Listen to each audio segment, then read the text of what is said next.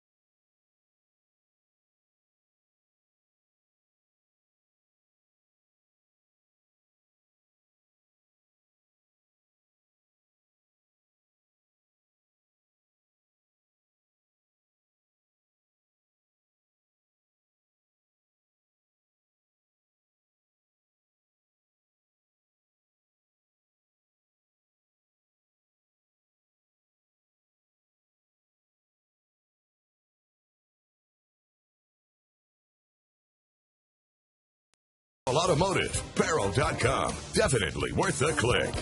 And by your Toyota dealer, where quality, dependability, and good MPG all come standard. Toyota, moving forward. Baseball in Pittsburgh. Second game of the series. Luke Bryan in concert, the country music star, after the game for the final Sky Blast of the year. Here's the Washington Nationals lineup. Jim Riggleman is serving the second game of his 2-game suspension, so John McLaren, the bench coach, is the skipper. Nyjer Morgan, Ian Desmond, and Ryan Zimmerman. Zimmerman batting .310 since the break. Michael Morse, followed by Roger Bernardina, Ivan Rodriguez, then Danny Espinosa, Justin Maxwell, and John Lannon. The lineup's brought to you by Toyota, moving forward. They'll be cranking it up against Paul Maholm, coming off that very, very unhappy start against the Chicago Cubs. Was quite good the start before that against the St. Louis Cardinals. Overall, look for Paul, season stats, making his 28th start of the year. He has won 1 game since the middle of July. Working good, get some ground balls. We will see that tonight. The outfield has Tabitha McCutcheon and Millage left to right. Alvarez Cedeno on the left side. Walker Jones on the right. Chris Snyder catches Maholm.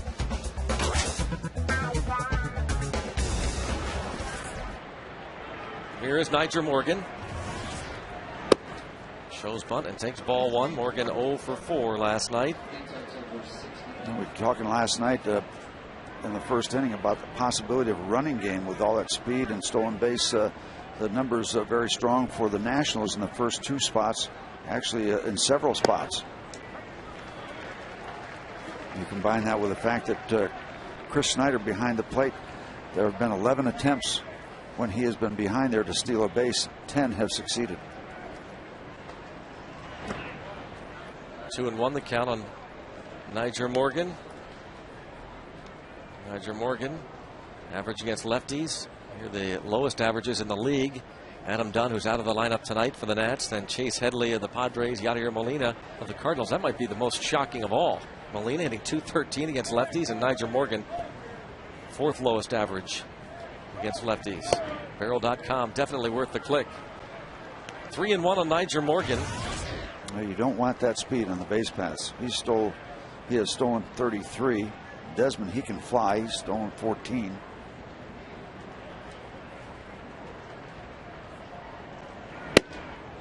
Three and 2 on Nyjer Morgan. Handed down another week's worth of suspensions yesterday by the commissioner's office. He'll have a hearing in Washington, D.C. on the 10th, appealing those suspensions.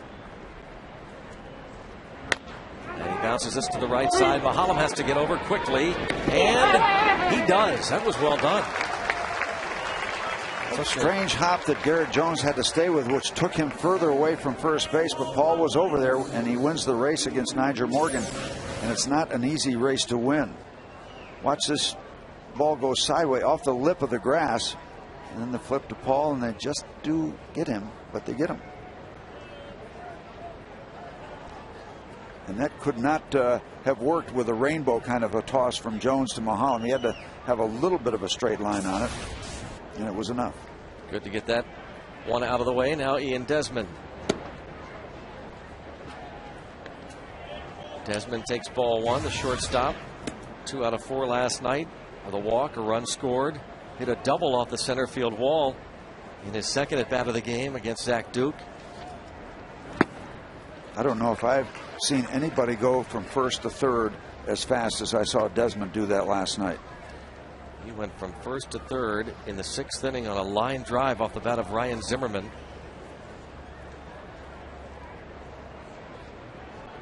And Desmond with 9 homers, 56 RBIs.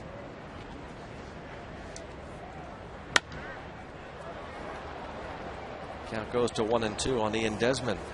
Both of these starters, by the way, trying to break out and win against their opponents tonight. Lannon 0 for 3 in 5 starts. Paul Maholm 0 for 3 in 6 starts. Both of these guys looking to break the ice. And very similar styles. Lefties that throw a lot of sinkers, get a lot of ground balls. Desmond caught looking. And occasionally get a call third strike. Neither one of them are real punch-out type pitchers, but Paul rings one up here in the first inning, get the second out.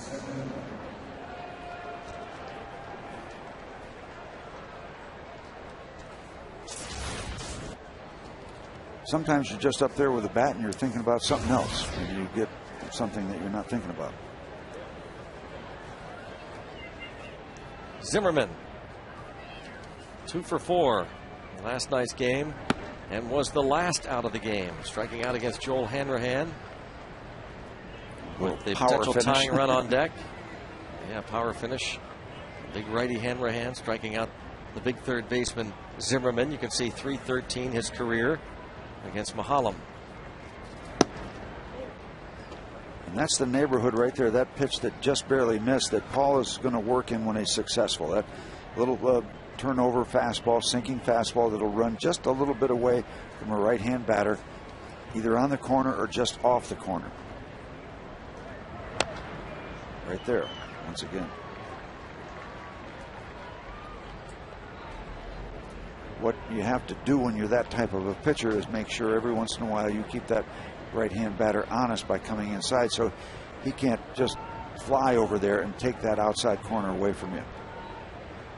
If you don't keep him honest, he'll go out there, and that pitch will not be away. He'll be diving out there and getting a good part of the bat on it. Count out 2-2 on Zimmerman. 2 outs, nobody on. On deck, Michael Morse playing first base.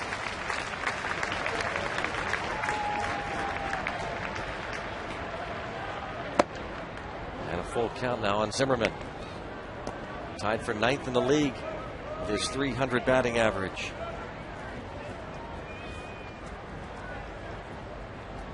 .25 home runs for Zimmerman and 76 runs batted in. 9th in the league in on-base percentage. And he's aboard. And you could say all you want about Steven Strasburg, but in my opinion, there's the franchise right there. Ryan Zimmerman. Speaking of a guy who personifies the Pirates franchise, Bill Mazeroski, that statue will be unveiled tomorrow. That is a live shot right now. And for tickets to the game tomorrow, go to Pirates.com or call 1-800-BUY-BUCKS. And 2 ways to watch it. The statue unveiling, you can be right there on Mazeroski Way at 12:45 with all the dignitaries on hand. And you can also watch it right here inside the ballpark. It'll be shown live, that ceremony, on the main video board. Hope you'll think about coming out and paying tribute to Bill Mazeroski tomorrow. It'll be quite a moment in the rich history of this Pirates organization. And then Maz, of course, will take the ride around the warning track after that statue is unveiled, so you get a chance to pay tribute to Maz. I guess this is the icing on the cake for him, Steve. Yep. I mean, this really is. Do it. Yep. And then again, of course, there's another big day in October. October 13th will be big. Yep. And, celebrate the beating of the Yankees. The very day it happened, October 13th, and a strike is called. I told Maz, I played golf with him about a week ago. I said, Maz, why don't you make it special on Sunday? Why don't you give us the second half of that Hall of Fame speech? He looked at me like take about 5 seconds, right? He looked at me like I had 2 heads. The Hall of Famer, Bill Mazeroski, that statue unveiled tomorrow. Nice work from Mahalam to strike out Morse after a 2-out walk to Zimmerman. After a half, Washington nothing, and Pittsburgh comes to bat.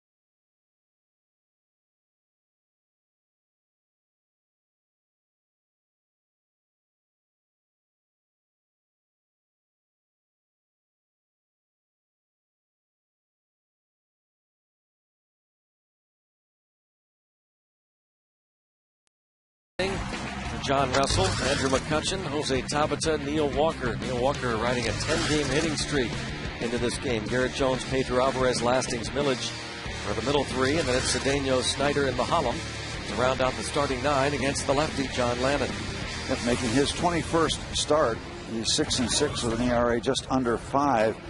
He's had quite an interesting year. They think very highly of him. He was okay early, but then he got in a funk in June. Late June, he was sent down to AA, not AAA, and there's a story behind that.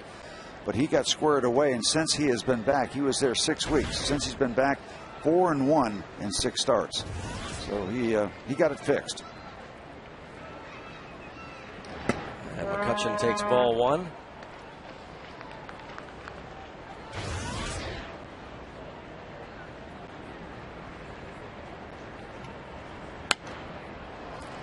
McCutchen 0 for 4 with a sacrifice fly in last night's game.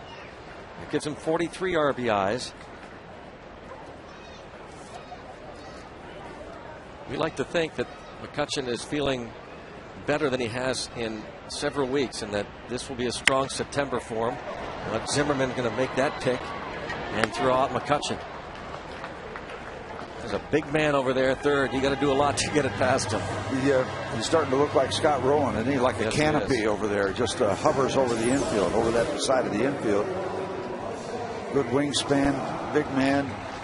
Got soft hands, and there's the very confident throw over to first base.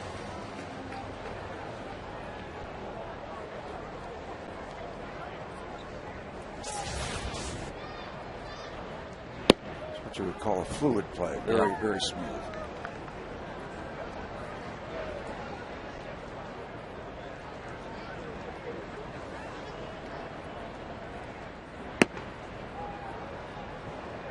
One ball, one strike on Tabata. 2 for 4 last night with a couple of runs scored. He made his major league debut against the Washington Nationals against this left-hander, John Lannon. A broken bat bouncer to first. And there's that sinking fastball down and away to a right-hand batter. He lives with that, as does Paul Mahallam. Now, just the quick story. Instead of going to AAA, they sent him down to AA Harrisburg, where former Pirate pitcher Randy Tomlin was the pitching coach, and he had worked with Lannon in Single A. So rather than send him to a new pitching coach, they sent him back to Randy, who he was familiar with, and whatever they were working on has been very, very productive since he's been returned to Washington.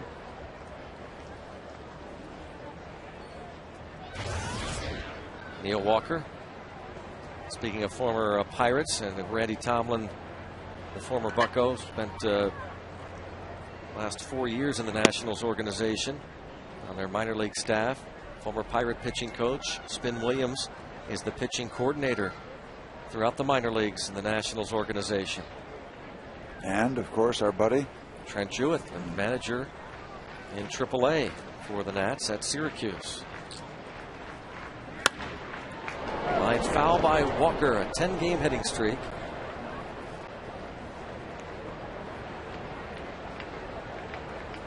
During this stretch of games, so 10-gamer. Walker hitting .419, sitting on 99 hits.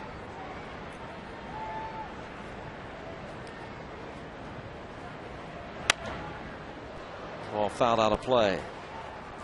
99 hits. Walker, his next hit obviously will meet the century mark, and he'll become the first Pirate rookie switch hitter with 100 hits in a season since Johnny Ray set the team record for rookie switch hitters, 182 in 1982.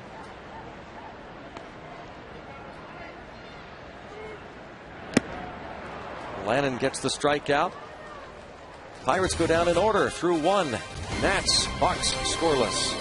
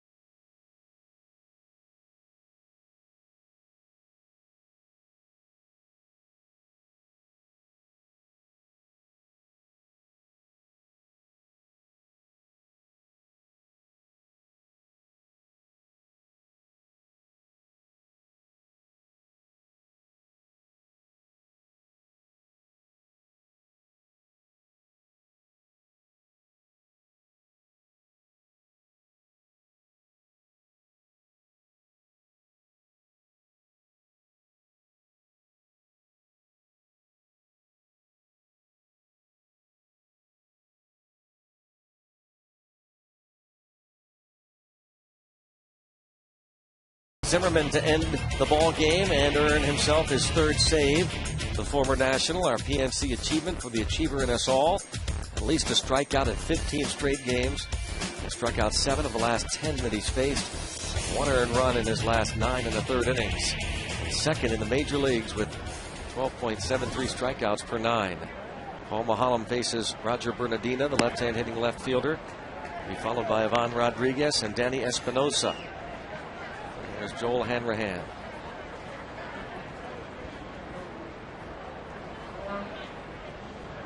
That graphic reminds me of a saying from way back when Freddie Patek first watched Sandy Koufax throwing pretty good, ain't he? Joel Hanrahan is throwing pretty good, ain't he? There's the good word. There is a good word. Freddie was quite impressed with the left-hander. A little crack in his voice. Yeah. Ball line foul past first. I think we all felt that way, but I don't think any of us phrased it quite like that. Joel Hanrahan is throwing pretty good, isn't he? He really is. Hopefully Evan Meek is back in the next couple of days.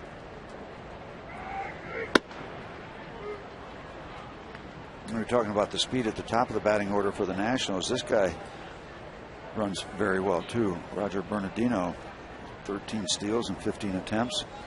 So there is some speed. It's hard to steal first base. It's still pretty much something that still works. Strikeout number 3 to the first 5 batters from Paul Maholm. Throwing pretty good, ain't he? So far, so good.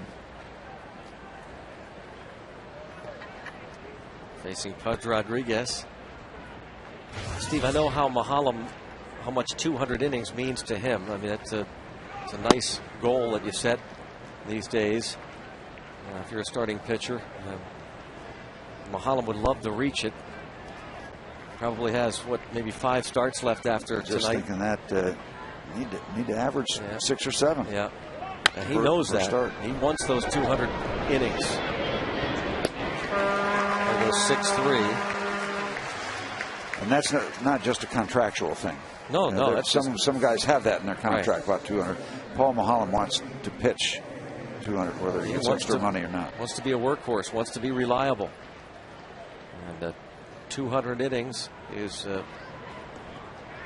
again, a nice goal that any starting pitcher set at the beginning of the season. He reached 195 last year, 206 2 years ago.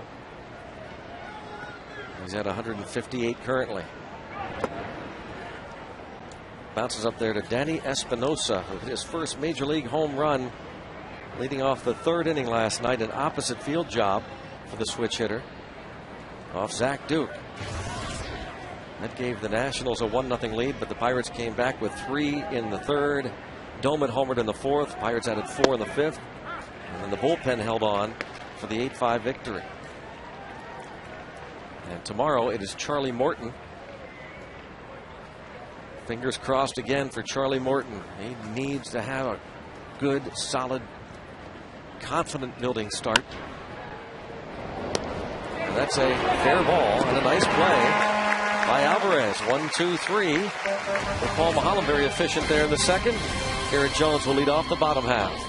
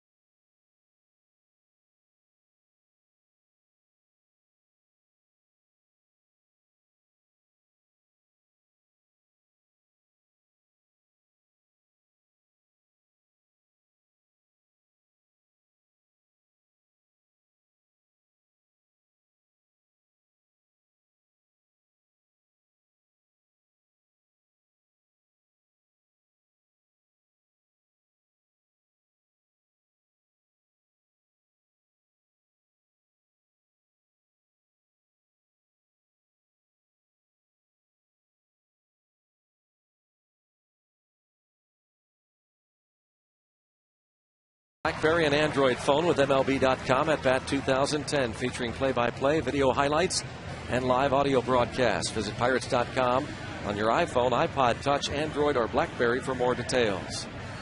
Now look at this parrot. Now, he is such a brat. Well, these poor folks are just trying to take pictures. He is such a brat. You got the silly string going. He is a brat. He's just silly. Strike is called. Lannon facing Jones. Jones 2 for 4, 3 RBIs last night. Now sitting on 77 runs batted in for the year. It's out of play. You know, I can't get my mind off this Randy Tomlin being a pitching coach at AA Harris. He doesn't talk, and when he talks, you can't hear him. His nickname used to be Whispers. I mean, he had to do it with like sign language or something to his actions. Yeah, speak louder than his whispers. Yep. Randy Tomlin.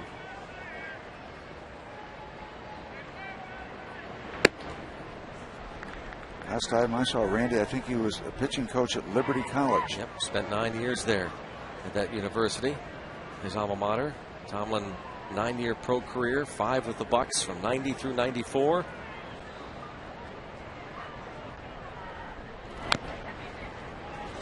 One ball, 2 strikes. The count remains on Garrett Jones. Alvarez to follow, then Millage.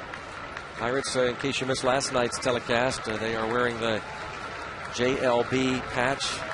Memory of former Pirates general manager Joe L. Brown. On their home white unis. Joe Brown passed away about 3 weeks ago. And you and I were talking on the radio side last night, Steve, that Joe L. Brown would love to have been here tomorrow. Mm-hmm. Yep. One of his all-time favorites, of course, was Maz. Yep. And really, I still think if it got down and dirty, he had to choose one of the two. That 60 team, I think, was near and dear to his heart. I really believe that. And I know he's very proud of us in '71, but those guys, and not only seeing Maz tomorrow, if he could be here, just to see the rest of the guys. And it was so great to have him out here for the earlier celebration in June. It was absolutely terrific. It couldn't have been better for him to be out here. A well-deserved ovation did Joe L. Brown. And tomorrow, the statue unveiling at 12:45. Hope you're here. And this ball line foul, not by much. Stays a ball and 2 strikes on Garrett Jones.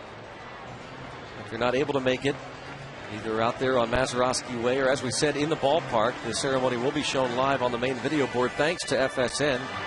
We'll be televising the statue unveiling tomorrow. It'll start at 12:30. That program tomorrow. And speaking of those 60 teammates of Maz's, many will be on hand tomorrow. A lot of alumni, great contingent of former Pirates on hand tomorrow for that statue unveiling. Dan Potash will also join us tomorrow for interviews throughout the game from former Pirates. Did he go? Yes. Lance Barksdale on the appeal. Let's check it out. You know, one of those 50-50 deals that the Nationals get this time. The AGH cam from the other side. Trying to hold the body back, but the bat got out there. It's all about the bat, not the body.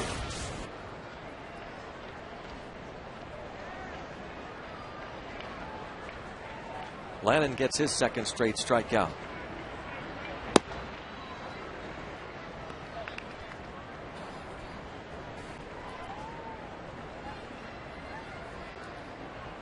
Steve talked about the Alvarez hit last night. That double was just plastered toward right center. Yeah, the baseball got hurt. It hit right by the 375 mark by the Trib Total Media sign and just got out there in a hurry.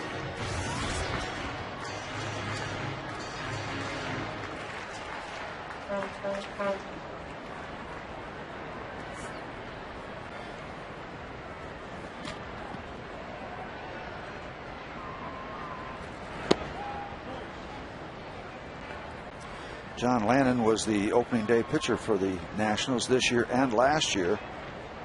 He still has a chance to be there next year because it won't be Strasburg. underwent surgery, I think, yesterday.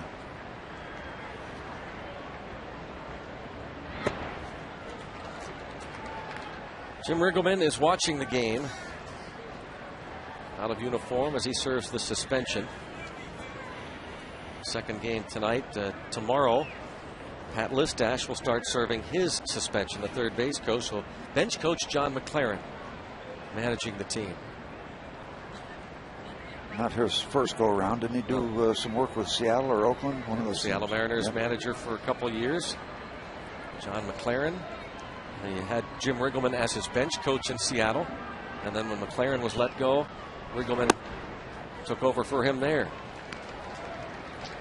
Jim Riggleman, not his first dance either at the big league level. He's managed the Padres, the Cubs, and the Mariners. Very well respected.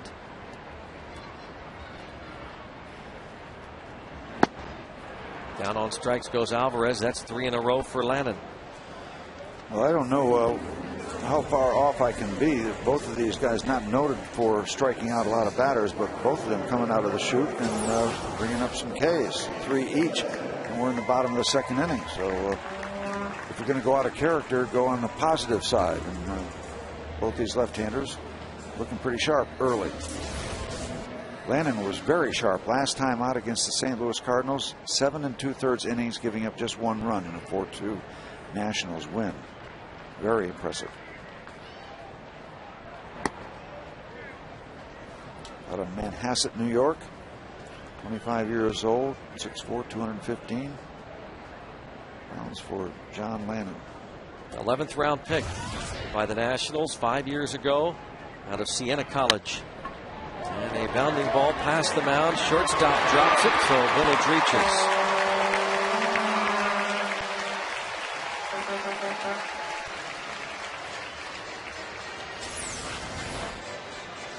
Would have been an above average play, but Desmond was not able to find the handle.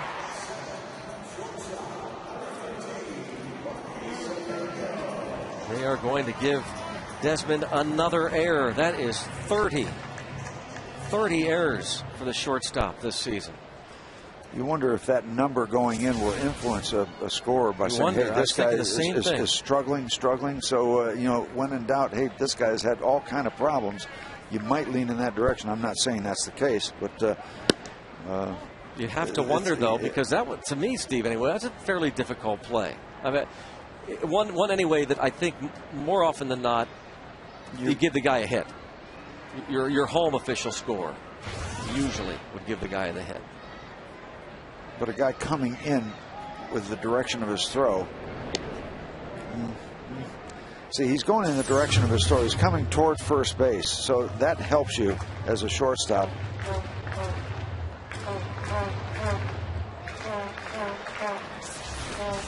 So 30 errors for him, the most in the league. 8 more than Starlin Castro, the Cubs. Kind of got to think you're going to make that play most of the time as a big league shortstop. Wow, what a jump. What a jump. Village took off. And look at this. Look at this. No question about this one. How about that? Could he have been looking at the play at second base, but he was not involved there. I mean, that's unforgivable because the second baseman is going to go over to cover, which wasn't even going to be a play anyway because it was going to be a stolen base with that jump you just saw there. So it was not any issue for him to be concerned about second base. Watch his head. He's looking down. He's just clank. Errors on back-to-back plays. 31 for Ian Desmond. And his pitcher can still get him off the hook.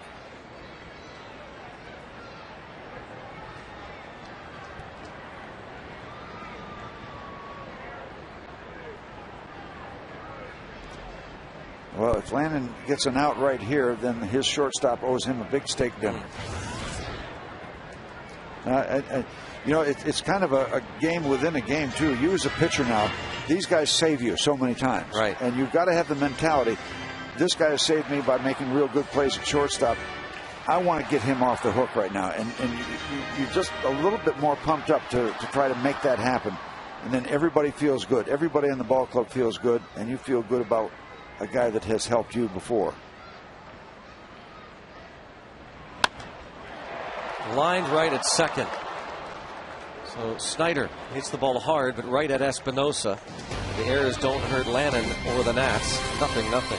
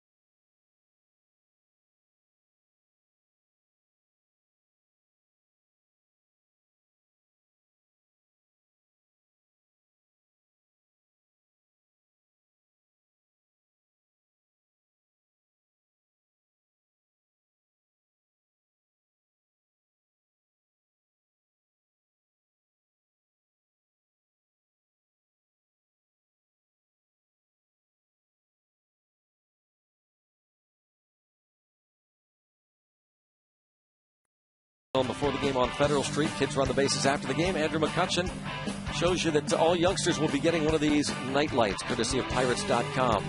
The Andrew McCutcheon number 22 jersey. To get tickets, go to Pirates.com. A big day tomorrow. The Mazeroski statue unveiling. I've got a couple grandkids that are going to have those night lights for sure. They're going to love those.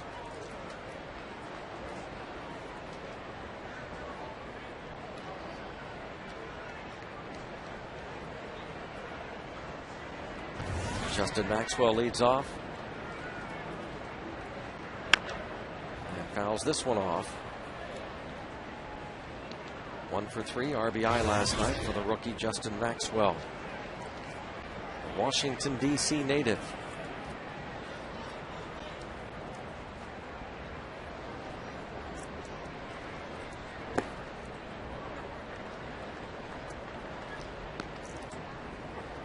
Ball to strike.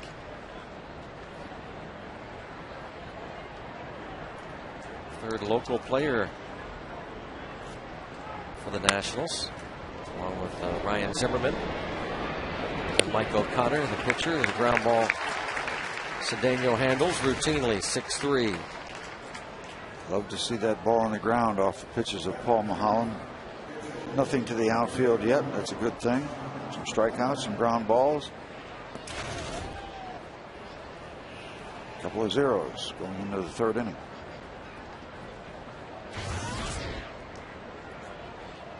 John Lannon.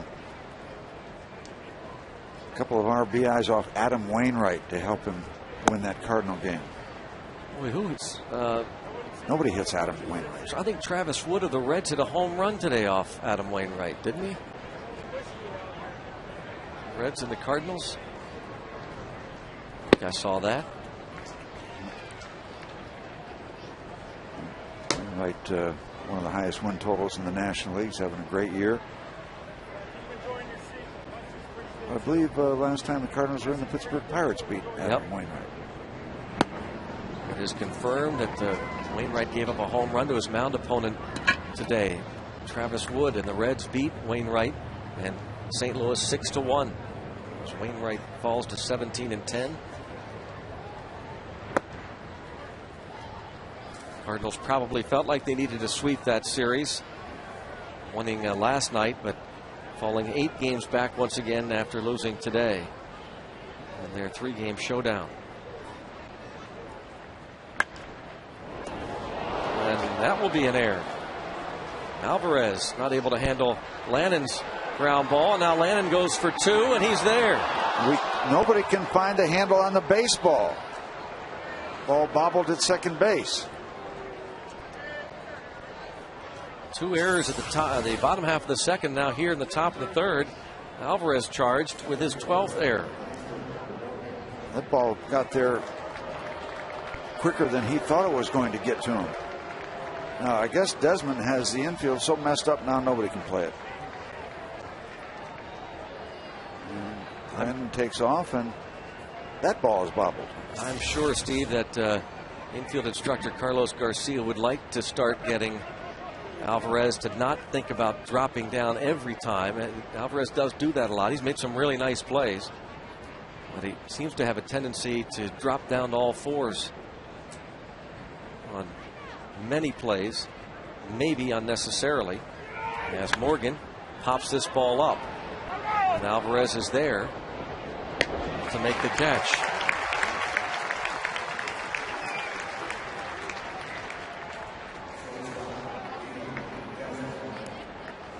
Two outs in the third. The Nats have had 2 base runners. The Pirates have had 2 base runners, but neither club has a hit. A lot of activity. Base runners and the baseball, the elusive baseball.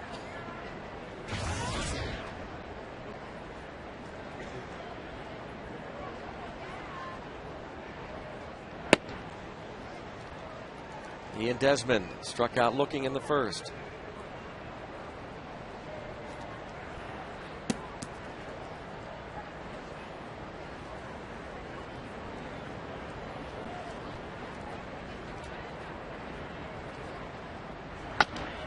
Tapper, Mahalam off the hill, and that'll do it for the Nationals. Go to the bottom half of the third inning here at PNC Park. It's a 0-0 game.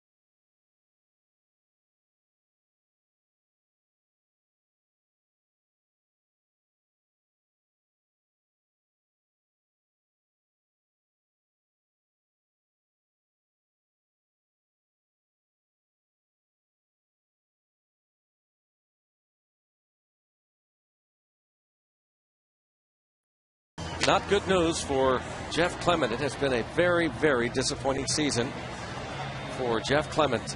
Out since August 20th with the left knee soreness, and of course he started the year as the starting first baseman for the Bucks and did not hit, so he was sent down and injured also his left oblique.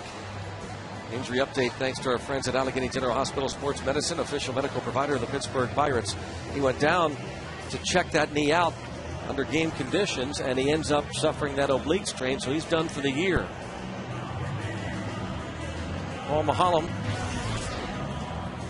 leading off the bottom of the third inning. You see the 100 batting average, 5 hits in 50 at bats for Mahalam.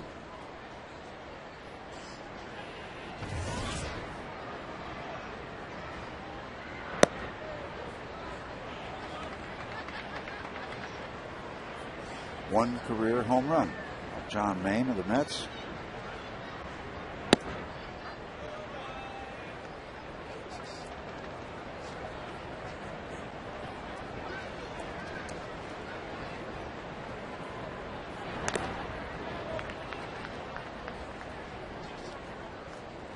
I better correct that. I don't know that Jeff Clement is officially done for the year, but with that oblique injury,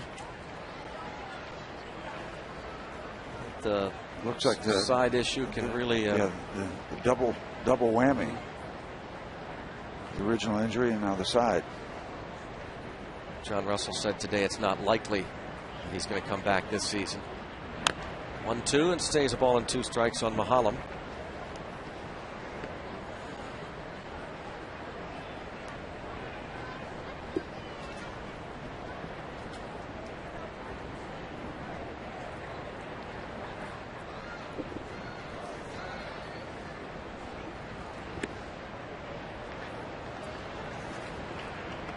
Two and 2.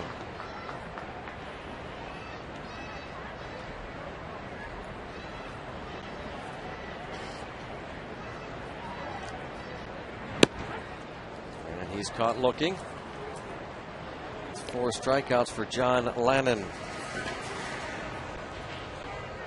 You could win a Grand Slam Fan Appreciation Day at the ballpark on September the 15th. Keep watching for the 7th inning stretch. Keyword of the game. 15 loyal viewers will have lunch with Kent DeColvey, take batting practice, and more. It's our way of saying thank you for watching the Pirates on FSN. The Grand Slam Fan Appreciation Day at the ballpark September 15th. Keep watching tonight for the 7th inning stretch. Keyword of the game. 1 away, top of the order, McCutchen. Are you noticing that we're seeing some blankets, we're seeing some jackets and sweaters? I think it's pretty much official. Summer is out of here. But it's just gorgeous. I mean, this is such a neat time of the year to come to the ballpark. I mean, it's just the air is better, it's cooler. Get to get those sweaters out. Just a perfect evening, really. Perfect time to give away the fleecies last night, huh? Yep. The blanket with sleeves. Pirates pitchers have their sweatshirts. There's no reason we couldn't have done the open and the fleece each. Yep.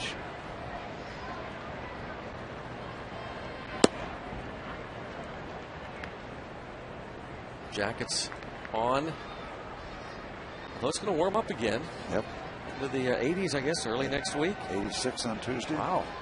Or Wednesday. Tuesday or Wednesday. The way a Labor Day afternoon game on Monday, as McCutchen draws the walk.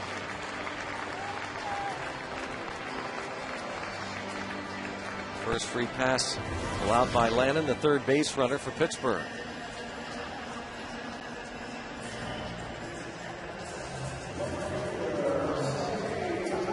I can't look at this guy without remembering. Back in the day, up in our area of New England, there was a band that was everywhere. Lester Lannon and his orchestra, but spelled differently. John Lannon, no relation, has a much better fastball than Lester Lannon. And he can't sing. That we know of. Yeah. Although the karaoke is such an X factor. Yeah.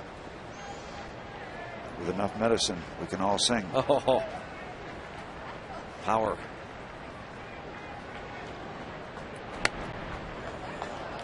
Oh, 0-2 on Tabata. Broken bat bouncer to first in the first inning.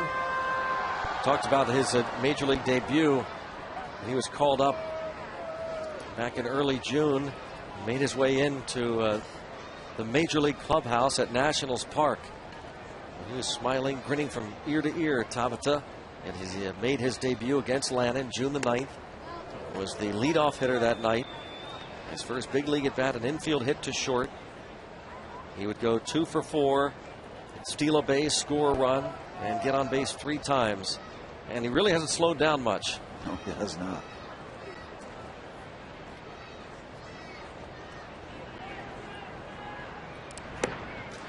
Well, you get the idea that John Lannon is a pitcher because that first at bat threw him a sinker outside. He hit the ball on the end of the bat. It broke it. This at bat, he works him hard inside, and then goes back out for the strikeout. But previous to that pitch right there, that good sinker, he had crowded him with several pitches. That's a pretty good exhibition of pitching by John Lannon against a good young hitter.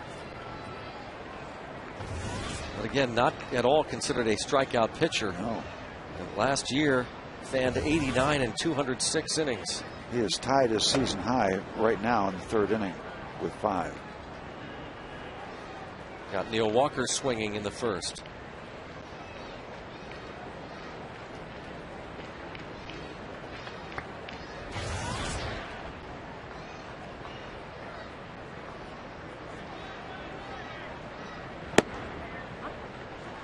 His career high, 11 strikeouts. Yeah. April 17th, 2008, 2 years ago against the Mets. That's a pretty good number for a guy who's not considered to be a strikeout pitcher. You get into double figures, you get people's attention.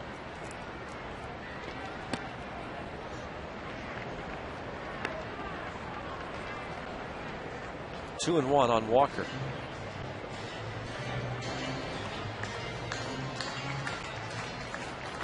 McCutchen walked there with 2 outs.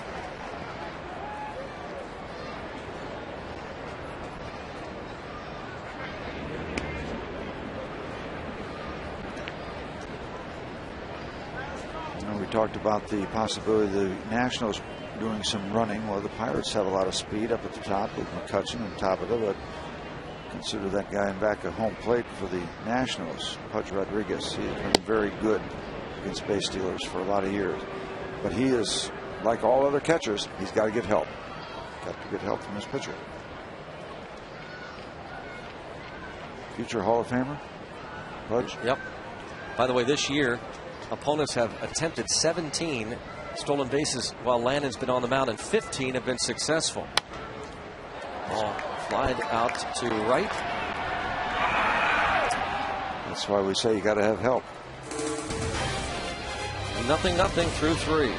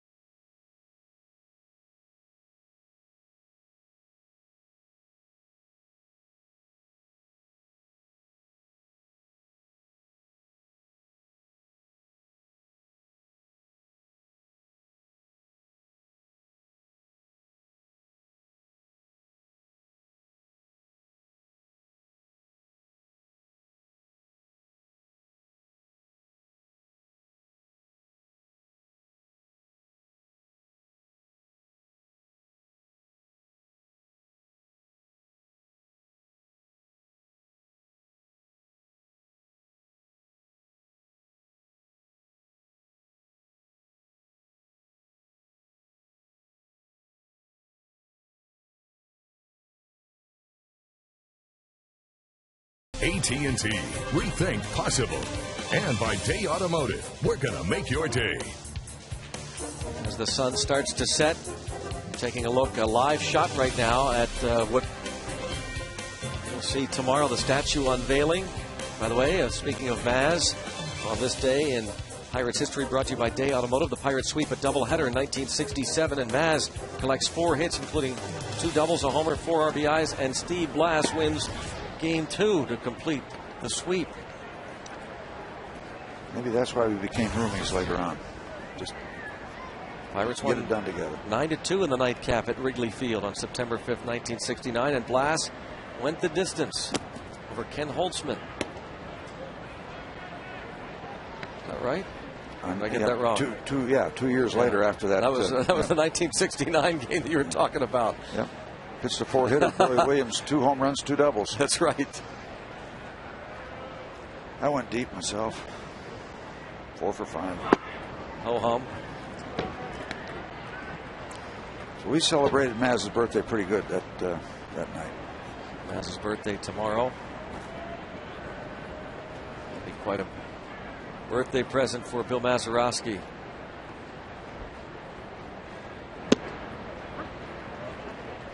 Three-one count on Ryan Zimmerman.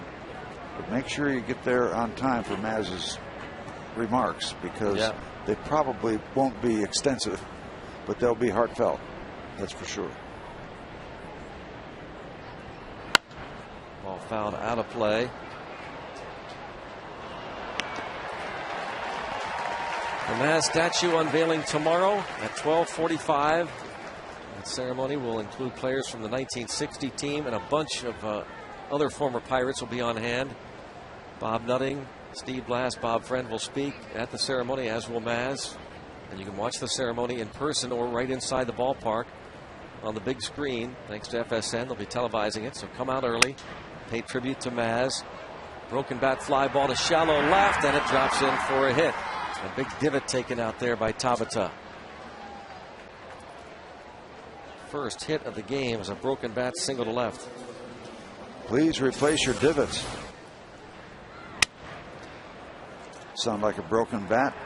Just took all the life out of that hit. Falls in front of Jose.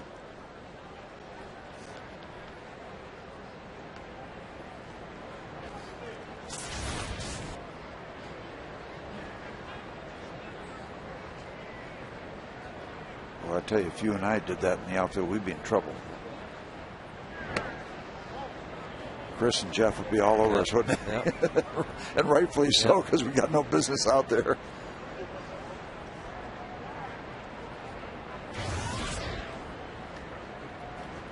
Michael Morse struck out in the first.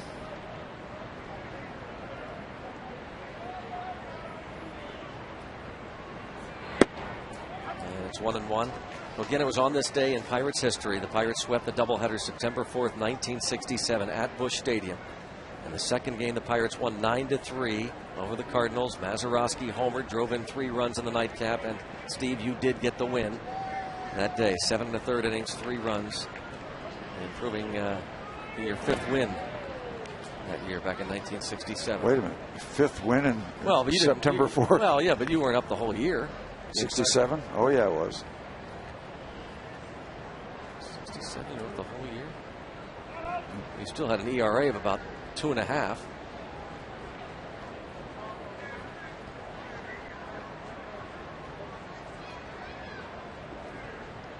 Let's just run with it. I like the 2.5. Hey, you can only do so much, man, right? So you can't. You did hit a home run one day, but you can't do it every night.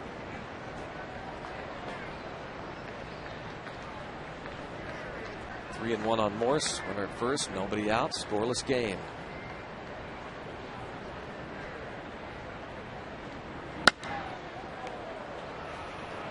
And now 3-2. Morse getting the start at first base for left-hand hitting Adam Dunn. Those miserable numbers against Paul Maholm.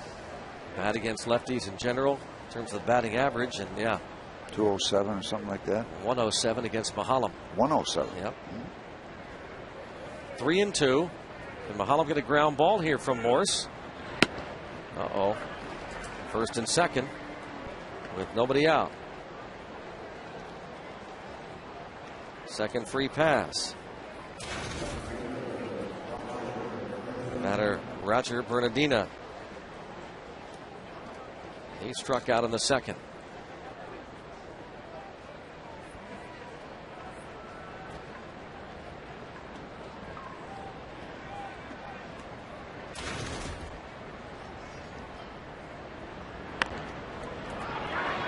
Snyder to first. No way.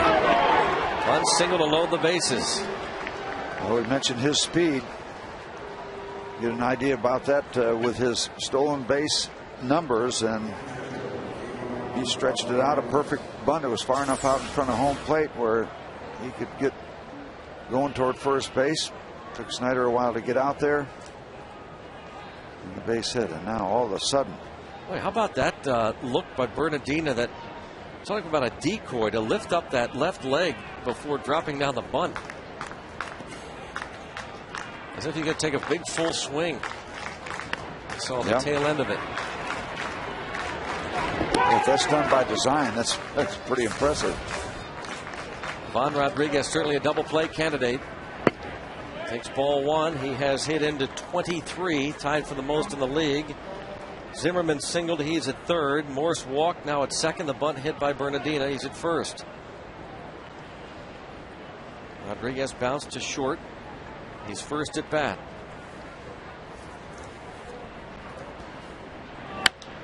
And lifted deep to right. And Millage back. And over his head. And that wasn't a pretty play. They're going to try to score all three, and the ball's dropped by Snyder. And so Rodriguez winds up at second on a ball that looked as though Millage might have had a chance to catch. They certainly had a chance to get the runner at the plate. Snyder dropped it.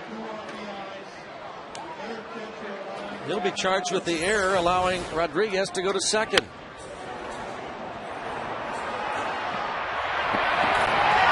Yeah, that ball hit at the base of the wall, not high up on the scoreboard, at the base.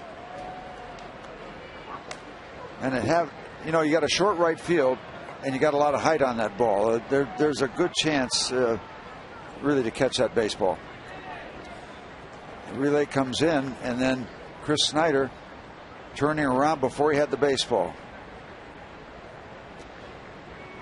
That had a bad start and a bad finish. The AGH cam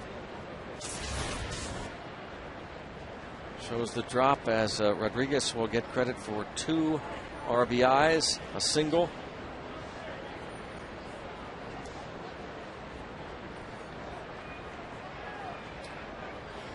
And still no one out, infield in for Danny Espinosa.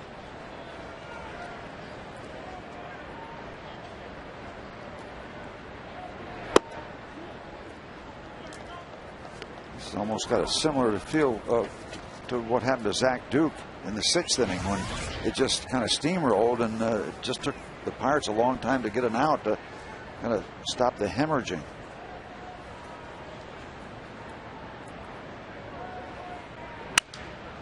There's a broken bat. Barrel goes whistling past Alvarez.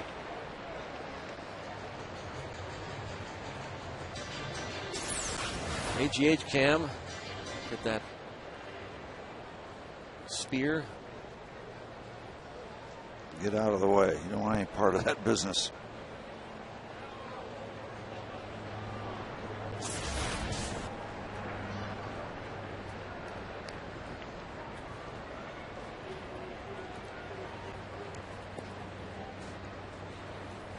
People having trouble getting a hold of the baseball tonight. Not even a full moon.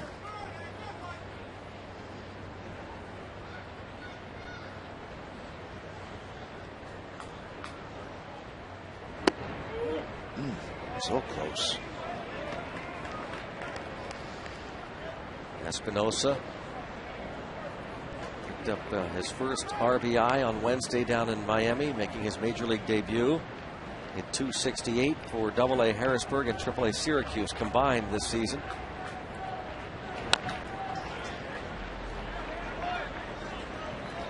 Take a look at this ball that Pudge Rodriguez hits. It's got a lot of height. Last thing's going back, and then he gets caught between the wall and the ball, which compounds everything, and Andrew McCutchen has to come over and pick it up and get into the relay business. Chris coming around, making the tag without the ball.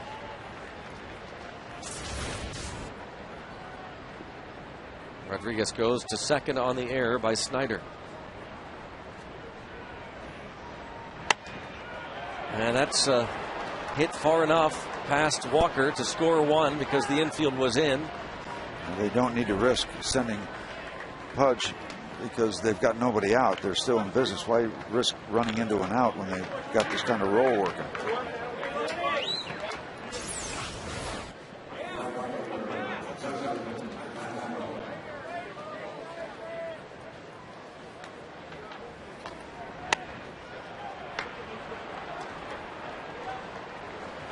3-0.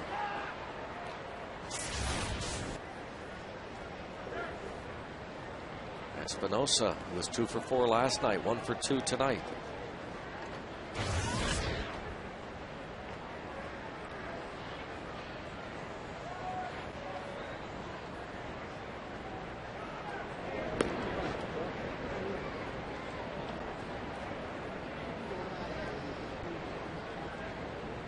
Maxwell bounced to short.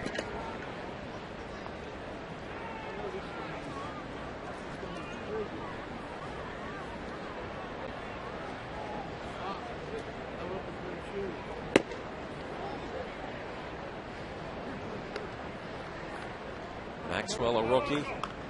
Espinosa, who just singled in a run, playing in just his 3rd big league game. Ian Desmond, the starting shortstop, a rookie on this Nationals team, as is Roger Bernardina. Count goes to 1-1. I'd love to see the Pirates turn a double play here. Just clean it up, even if it costs you one more run. Work to the pitcher and get into the dugout and collect your breath.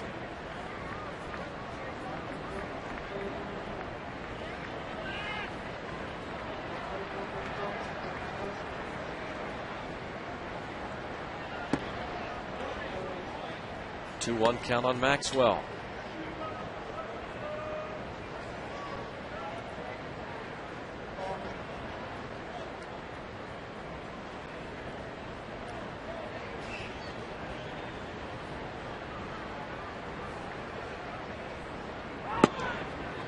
Two and two. Espinosa stole 25 bases out of the minor leagues this season.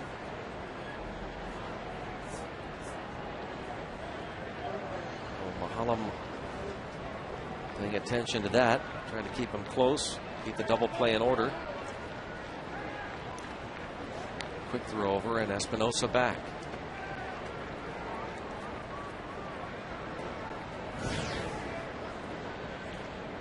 Mahalam breezed through three, but here that broken bat single by Zimmerman started it. The walk to Morse, the bunt single by Bernardina.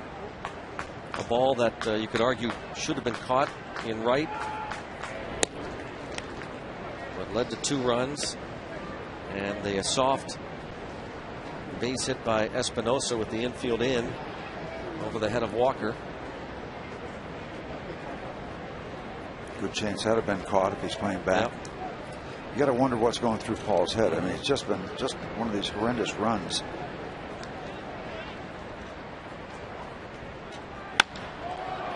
Ball hit a long way, deep to center. McCutchen at the wall to make the catch.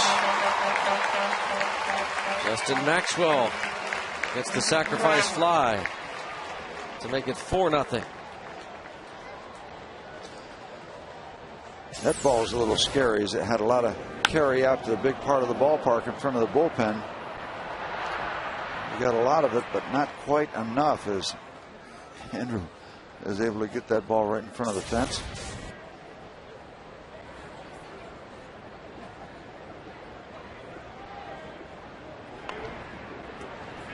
Landon will bunt the runner to second.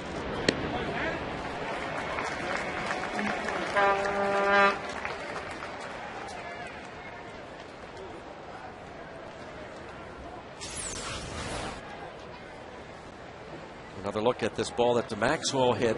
See, it's kind of right there in the wheelhouse. It's not down far enough, and he just misses a 3-run home run.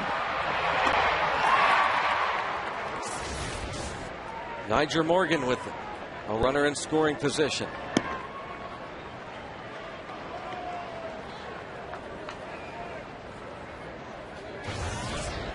Morgan hitting just .228 in these situations.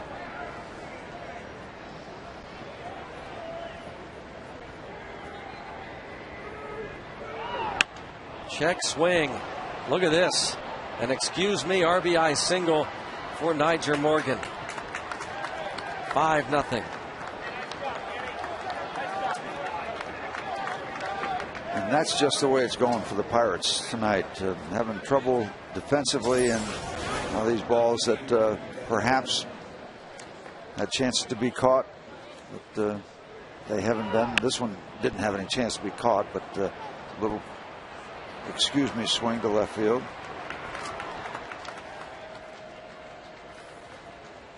You can even tell by Morgan's reaction. He was upset that he made contact initially and then realized he had a chance to drop in and pick up a ribby. Ray Searage out.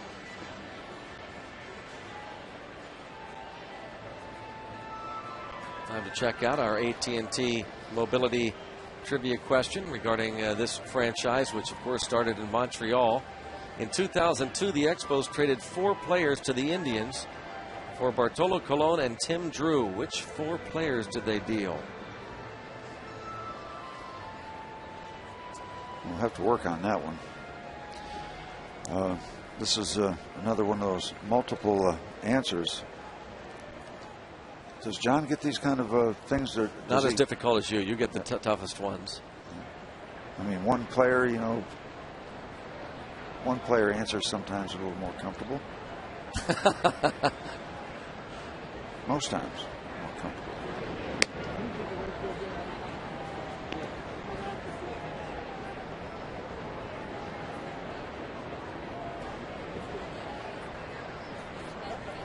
Morgan has been caught stealing 15 times.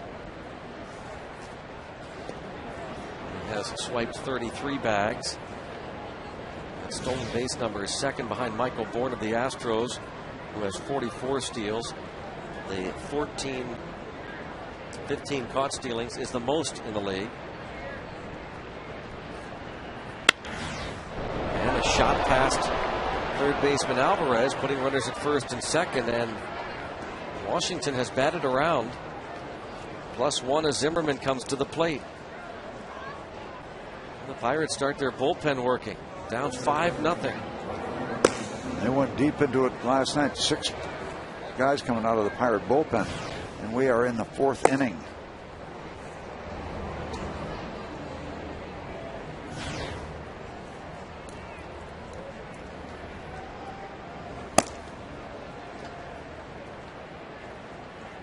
Zimmerman started the inning off with a broken bat single to left. He walked in the first.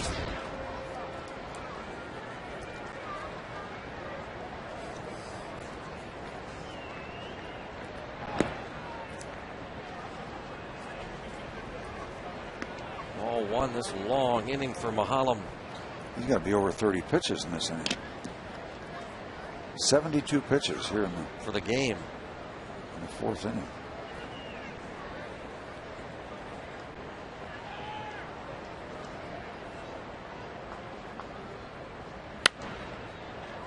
One ball, 1 strike on Zimmerman. First round pick of the Nationals in 2005, the 4th choice overall that year. Facing first round pick of the Pirates, Paul Mahalam. Mahalam was chosen in the first round of the 2003 draft. Tonight he is making his 155th career start.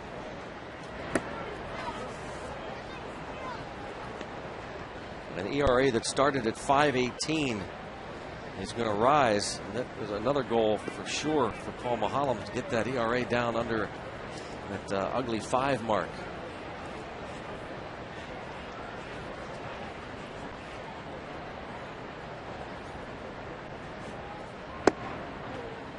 Because all of these runs are earned. The error just kind of incidental, with the error costing the Pirates 90 feet.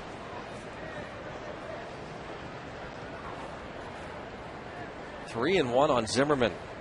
This is a dangerous situation. He's sitting in the catbird seat. Sharply hit, but the shortstop is there for the final out. Long top of the 4th comes to an end. 10 men come to the plate. The Nationals score 5. Head to the bottom of the 4th.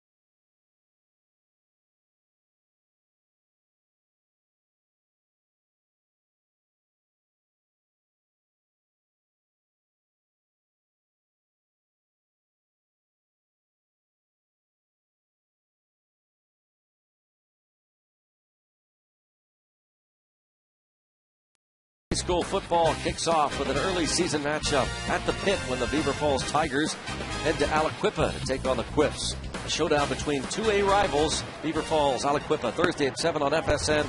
This is big. A couple of big men here. John Lannon and Garrett Jones face off. At the bottom of the fourth, 5-0 Washington.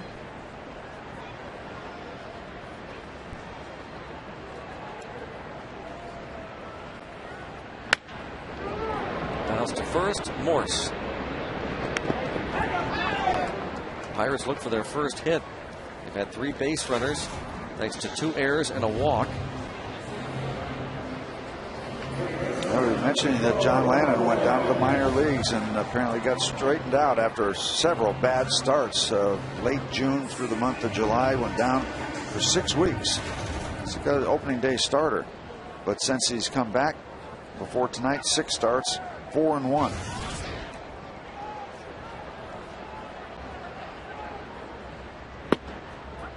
By the way, congratulations to the Upper St. Clair Panthers, who put a thumping on Shaler last night. Getting out of the gate. Look for Shaler to have a bounce back game next week. Good luck to Shaler. Yep. And hope the Panthers just keep it going.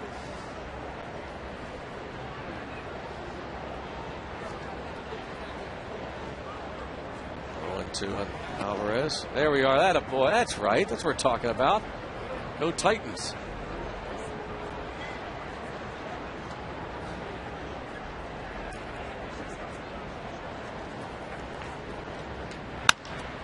Bounced over the mound into center. The first hit of the game. A 1-out single for Alvarez.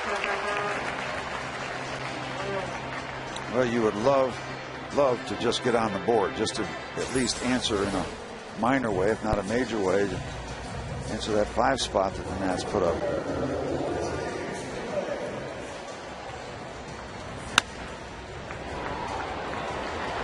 Landon 6'4", but couldn't quite get up high enough to pick that one off.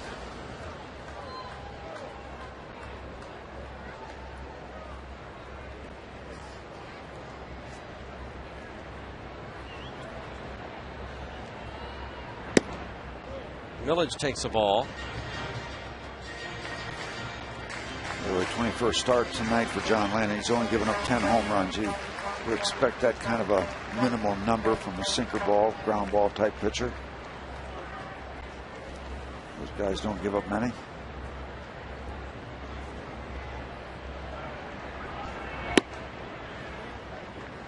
Millage ahead of the count, 2-0, reached on Desmond's error, the first of 2 miscues by the National shortstop in the second. Lastings Millage spent parts of 2 seasons with the Nationals after being traded over from the Mets.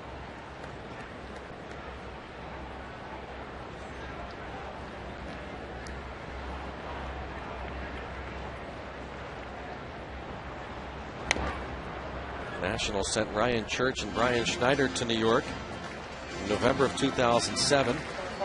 And Millage hit .268 his first year with Washington 2 years ago. Hit 14 homers, drove in 61.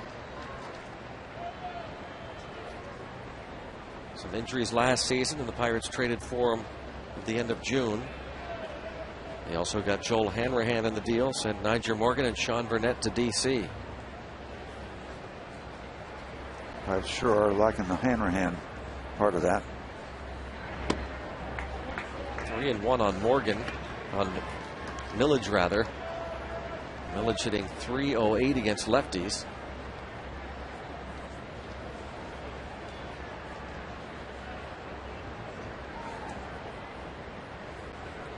He's hit all 4 home runs off southpaws. Lastings Millage, a 3-1 count. Hits this one hard to right. Puts runners at first and second. Good job by Lastings going to the opposite field. So far, he's shown himself to be a guy who can produce when people are on the base paths, whether they're in this kind of situation or he's done especially well when people are in scoring position. Kind of fights that ball off, up and in, pushes it the opposite way.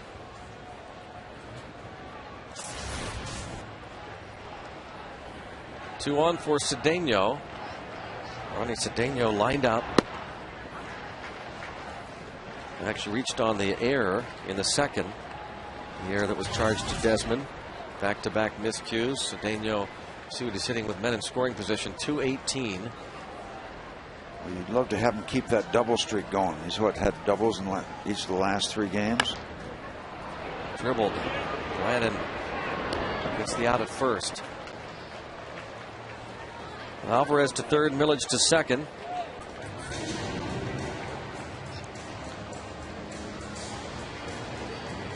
Andy LaRoche coming out of the Pirate dugout in the on-deck circle.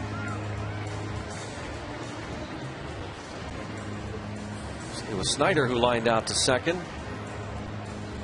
His first at bat against Lannon. There's LaRoche.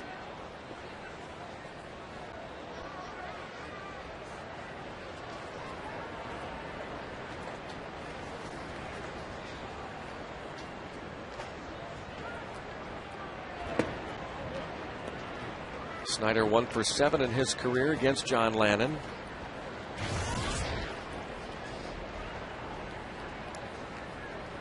Well, a base hit here would sure be a boost. Get a couple in, just answer that 5 spot.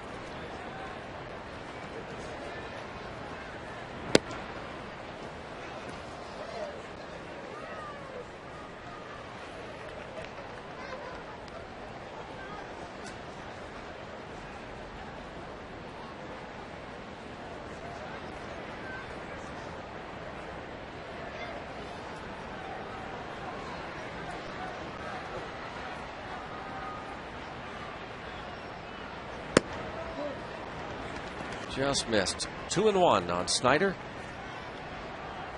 22 games now with Pittsburgh since being acquired from the Diamondbacks.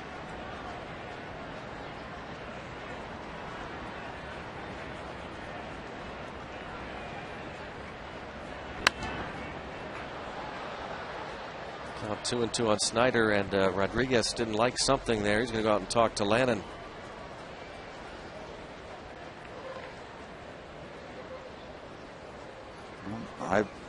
Ivan Rodriguez certainly has enough information to help this 25-year-old left-hander. Pudge probably just as aware as we are of wanting to put that 5 spot up there and let it hang on the scoreboard by itself and not let the Pirates answer. You'd be thinking about the same thing we're thinking about. Almost got a piece of Snyder, and it's a 3-2 count on the Pirates catcher. Adam Dunn with the night off, but available off the bench certainly, and something to consider down the road if it gets close. Stabbed by Lannon. He'll keep the Bucks off the board. Gave up a couple of hits, but they strand 2 and through 4 innings, 5-0 Nats.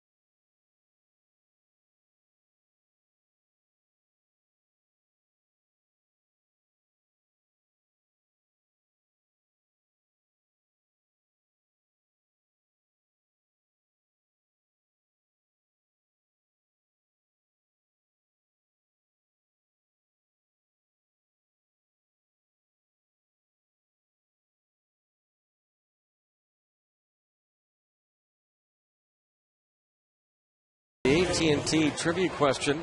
2002, the Expos traded 4 players to the Indians for Bartolo Colon and Tim Drew. Which 4 players did they trade? Steve, we didn't really have much to offer there, did we? I got Vlad Guerrero, Pedro Martinez, Andres Galarraga, and Gary Carter. See if you get any right here. I'm guessing not. Grady Sizemore, Cliff Lee, Brandon Phillips, and Lee Stevens. But a heck of a great effort by you. That was an easy question. You know, I would have thought maybe a trivia question based around Bill Mazeroski, perhaps, but no. Tomorrow, I'm sure. All right. The statue unveiling tomorrow.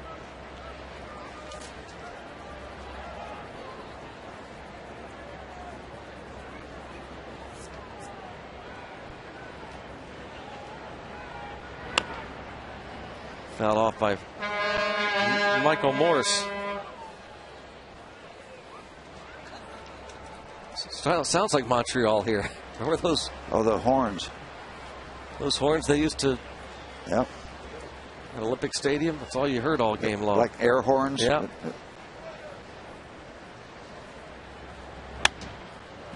And fly ball to right field. Millage diving effort. Cannot come up with it. And a leadoff hit for Morse to start this 5th inning.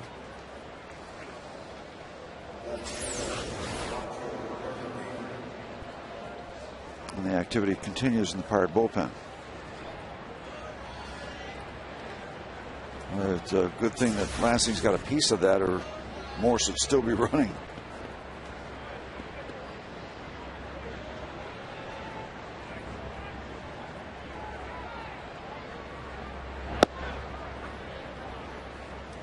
Roger Bernardina. Bunt single his last time. A strikeout his first at bat against Mahalam. And don't discount the possibility of him doing it again. These guys that bunt for base hits, if they get on a roll, they'll just back-to-back it every once in a while. Not there, certainly. Well, Paul has given up 7 hits, but 3 or 4 of them just loops and in between and the over the heads. Hit. Yeah.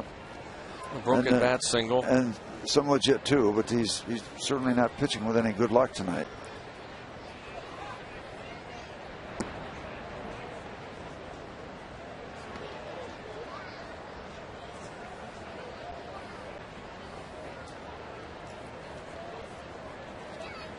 And you never give in, you never quit, but boy, it's that ogre of just, oh my goodness, here we go again, and feeling deflated and not keeping your focus and intensity. You have to fight it, and it's not an easy thing to keep track of as you go along. It's just it's one of those nights, and you hope you keep just battle and try. You just got to keep trying. Strike 3 on Bernardina. Caught looking. Number 4 for Paul. Second time he's gotten Bernardina. There's that lifting of that front leg a la Ty Cobb, a la Vic Davalillo, an old teammate. Vic had that big leg kick, didn't he? And every once in a while he got that leg up in the air and he got the change up, and it was a balancing act. Not always successful balancing. I heard a story once that he had got such a great changeup from somebody that he actually literally lost his balance. He did. Ferguson Jenkins pulled the string on him at Wrigley Field, and Vic was teetering up there and went straight back. And I think Steve Swisher, there was a catcher that caught him. Nobody knew where the baseball was. People paying. He caught Davalillo. Yeah, he did. He caught. Fly ball to right. Well hit. And an opposite field home run for Pud Rodriguez. Gives the Nationals a 7-0 lead in the 5th.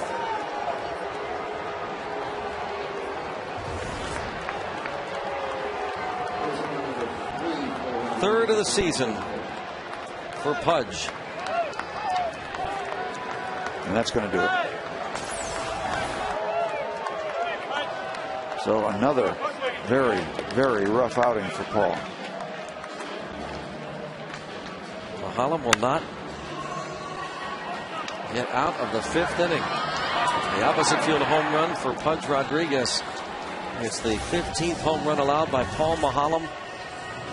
Columbia Gas 8-1-1, call to the pen. 7-zip.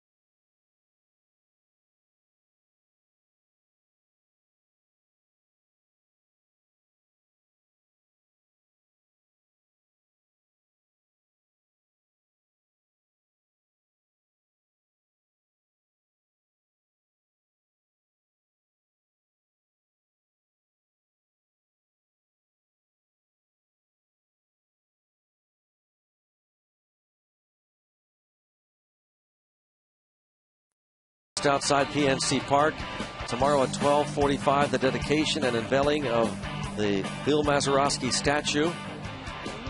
Hope you'll be here for that ceremony live, either right there at the unveiling or even in the ballpark, where the ceremonies will be shown live on the main video board. The Bill Mazeroski statue unveiling tomorrow. Sean Gallagher takes over for Mahalam. Ball one on Espinosa.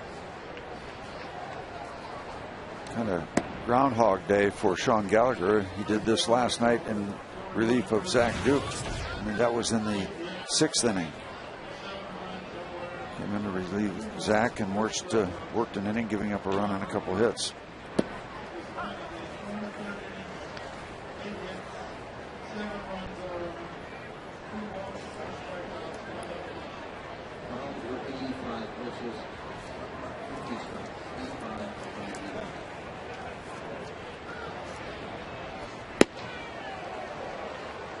Two and two on Espinosa. Mahalam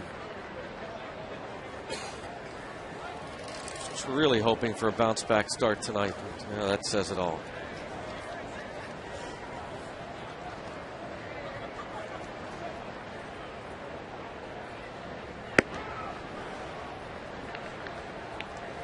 Three and two on Espinosa.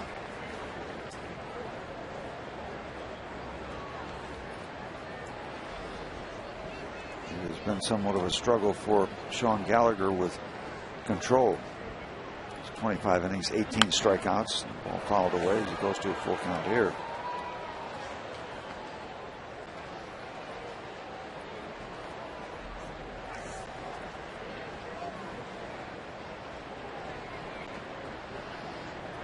Mahalam's ERA currently now at 5.43 after giving up 7 runs and 4 1/3.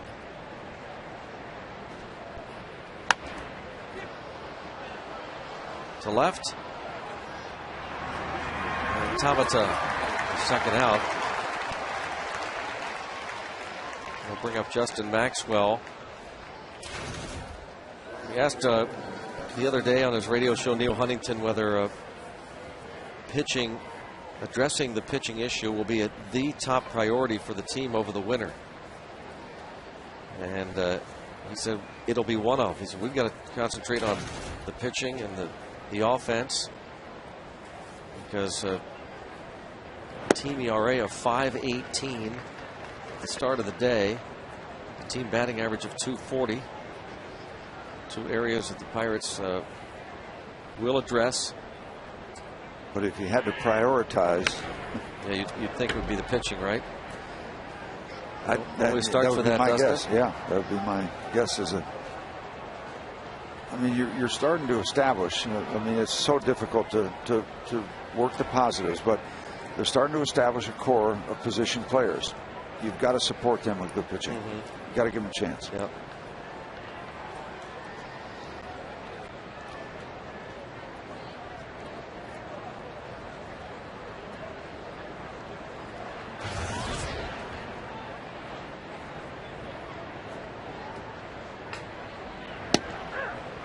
Strike three is called. Gallagher gets the final 2 outs. Pirates offense has its work cut out. Down 7, heading to the bottom of the 5th.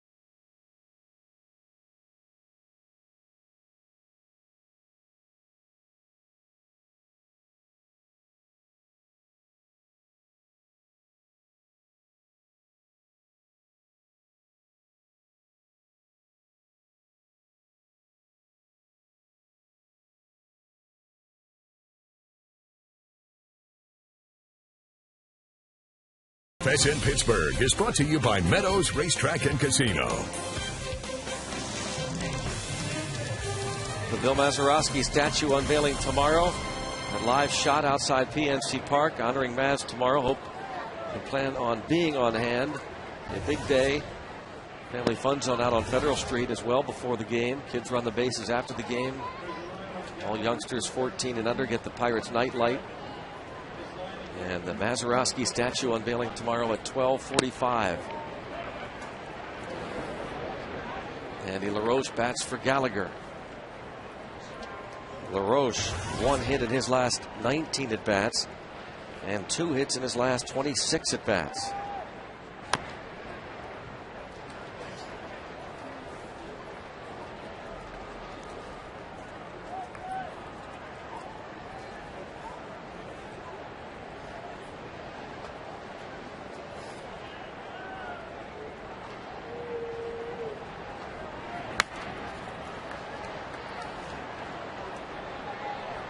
And that's out of play.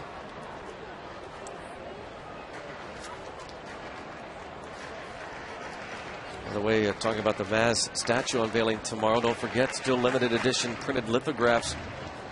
And still some available. Each lithograph has been numbered, hand signed by both the artist, Burton Morris and Bill Mazeroski. You see those on your left side. Go to pirates.com/MazArt. Or call 1-877-MAZ-1960, because for a $10 contribution to Pirates Charities, you can also pick up a Maz double play poster.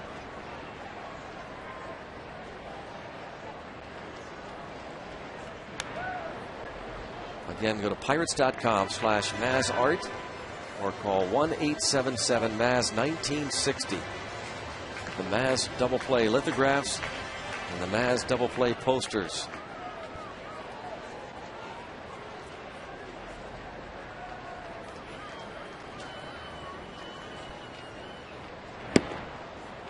And LaRoche goes down to start the 5th.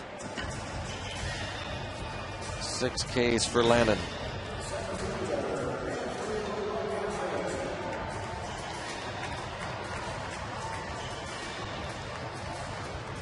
Greg, what do you guess Maz's response was when we came from Forbes Field over to Three River Stadium and they said, Bill, we'd appreciate you. We know you smoke or you chew a lot of tobacco. We appreciate you not doing it anymore. We appreciate you not spitting tobacco that juice green carpet on the clean. carp. He said, sure. Yeah, right. Sure. Don't you worry about that.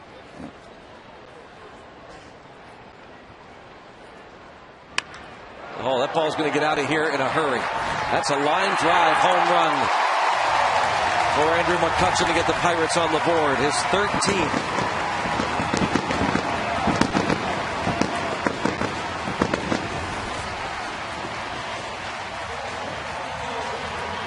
Not much question about that one. That was the line drive, just tucked in nicely inside the foul pole. Quick strike, quick trip around the bases, and got a 7-1 ball game.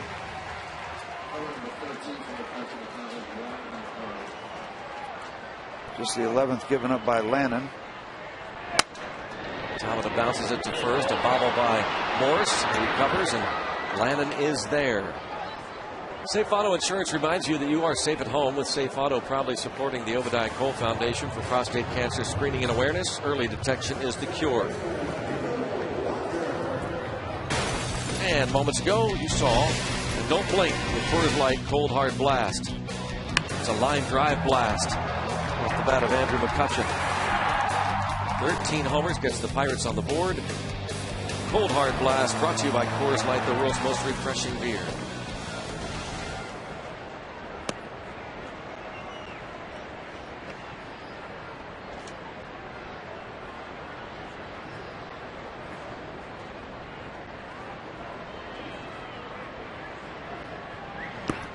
Well, what do we say when you fall behind early? It's not much fun, but there's time. Yep, I mean, some innings. At least you get one on here. You know, we all know there are comebacks, both sides of the ledger. We've been victimized. We've had comebacks. A lot of baseball.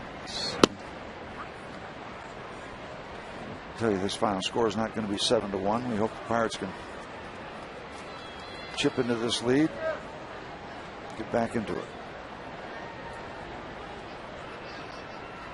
It sounds like such a cliche, but there's just been too many examples of people that have come back from significant deficits. This will be the good look here. Oh, the AGH cam.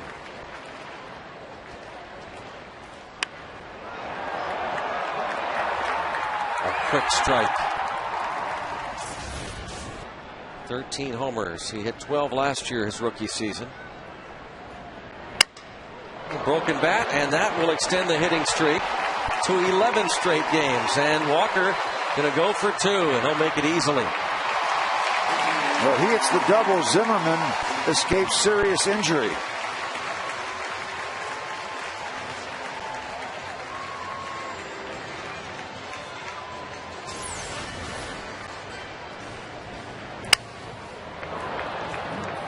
Zimmerman staying out of the way. Base umpire Lance Barksdale as well. He's in danger. Yeah. We've seen a lot of different things tonight. We've seen some very shaky fielding. We've seen some broken bat spears off those black bats.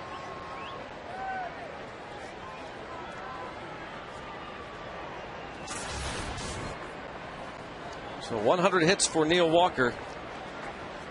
Talked about it earlier.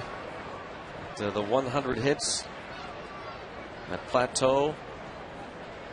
First rookie switch hitter of that many in a season since Johnny Ray in 1982. Matter of fact, only other rookies among Pirate switch hitters in the 124-year history of the club Aside from Johnny Ray and Neil Walker, there were 4 others. Jim Russell, who played in the mid-40s, Johnny Gooch, who played in 1922, and Max Carey, along with Otis Clymer.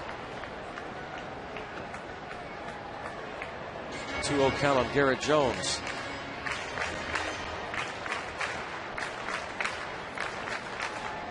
Is that some kind of support that left wrist? Yeah. See a bunch of players use a similar device. Ball bounced past the mound. The shortstop there. And Desmond makes the play to retire Garrett Jones and the Bucks. Home run for McCutchen gets the Pirates on the board. Down 7-1 after 5.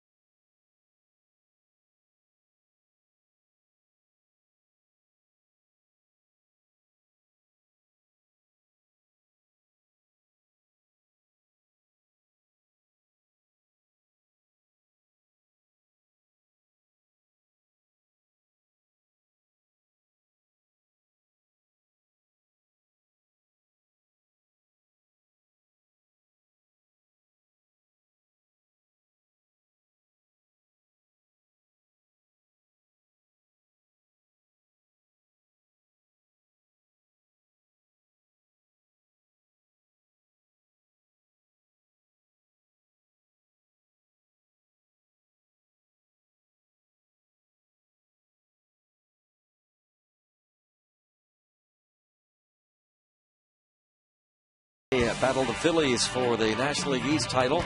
Stop by the Trib Total Media Hall of Fame Club out in left field and meet former Pirates John Candelaria, Jim Rooker, and Bill Burden. They'll be signing autographs from noon to 1:30. Visit Pirates.com. Hall of Fame Club out in left field. The Trib Total Media Hall of Fame Club. You don't need a special ticket. We keep reminding you that your game ticket gets you in there. Daniel McCutchen, his numbers at the big leagues this season. He's been much better out of the bullpen. Much better.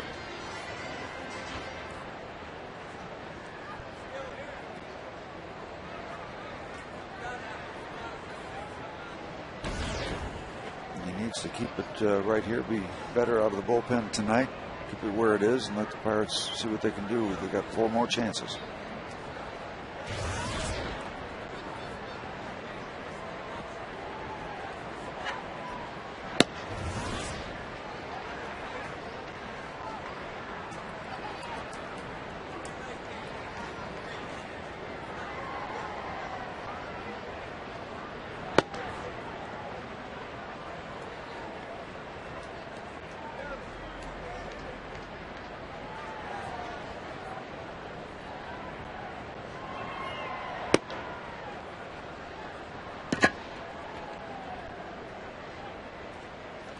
Lannon reached on an error in the third and sacrificed his last time.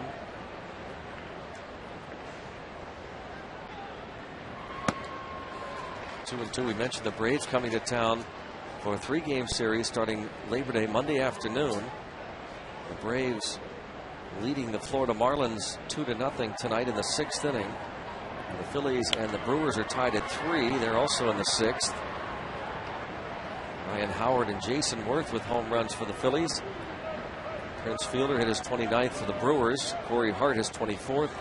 And Alcides Escobar his 4th. Worth now has 20. Howard 26.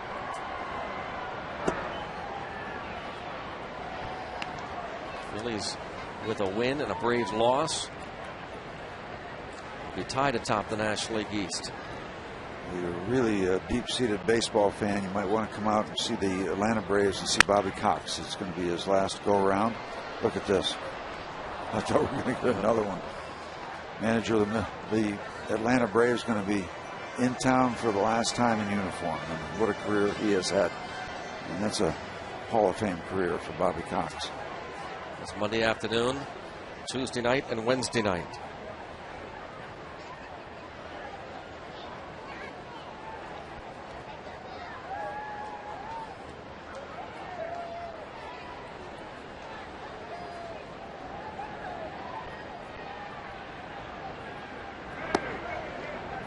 Daniel McCutchen walks John Lannon.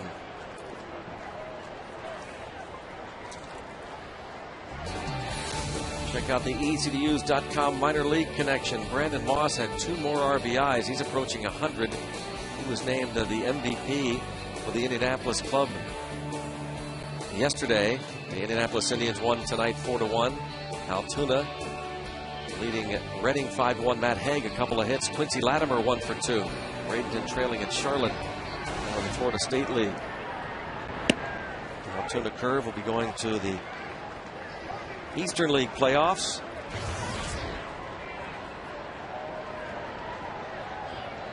Bradenton Marauders also heading to the postseason.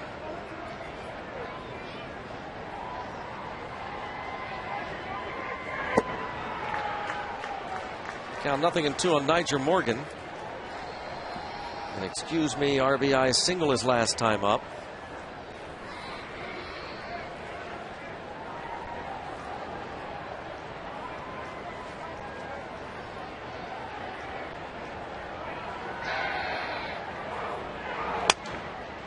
A little broken bat base hit for Morgan. It's one of those nights. His second hit.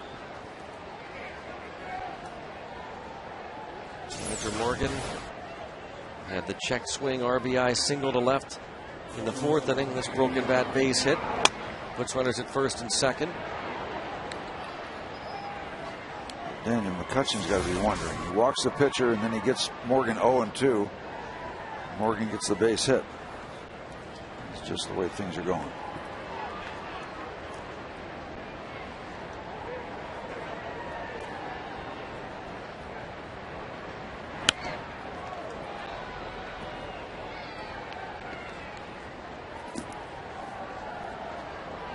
Desmond singled part of that 5-run 4th inning.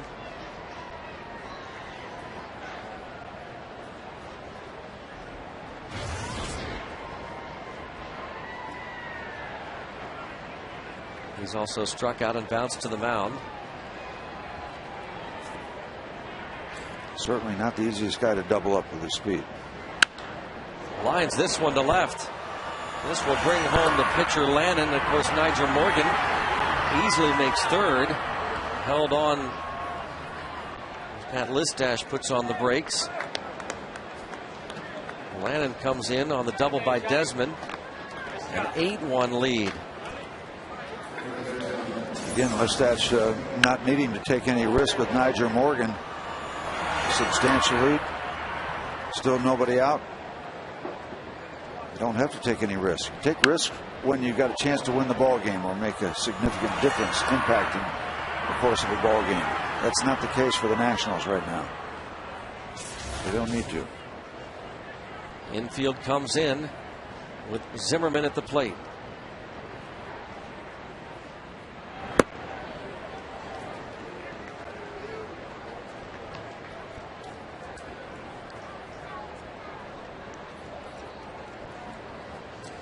There aren't many major league hitters that don't like to be in this kind of situations. It's this kind of situation. Runners on second and third. Nobody out. The only thing McCutchen would do is pitch carefully, because if you lose Zimmerman, first base is open. You set up a double play. But you still like being up there. Zimmerman had the breakout 2009 campaign. 33 homers, 106 RBIs, a Gold Glove.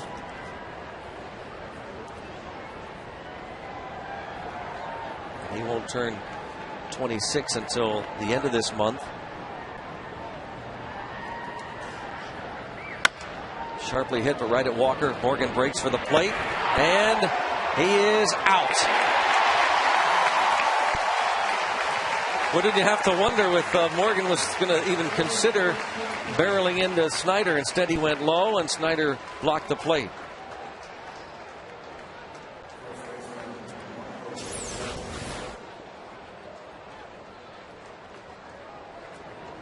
Morgan retired on the throw from Walker.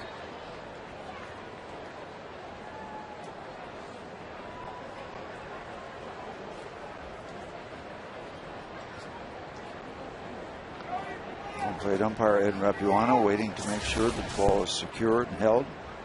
Don't know why Desmond is still standing at second, but that's a break for the Pirates. Even though they're down 7.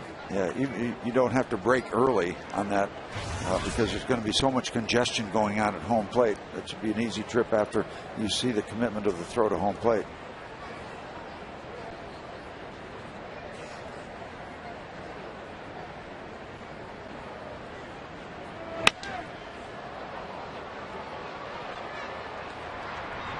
Well, Desmond with his speed, if you think along those lines, probably could have scored on that ball, but if that ball was going to happen.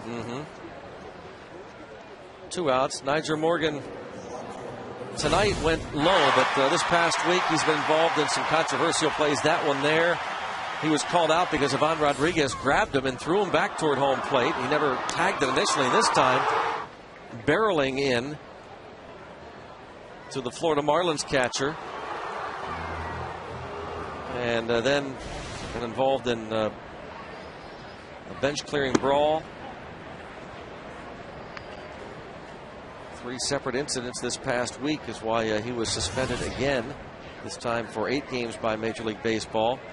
They thought that play at the plate was unnecessary where he ran into Brian Anderson, Cardinals catcher. Pop up. Tabata for the final out. They do pick up 1. Lannon walks and scores on the Desmond double. 8-1 Nats.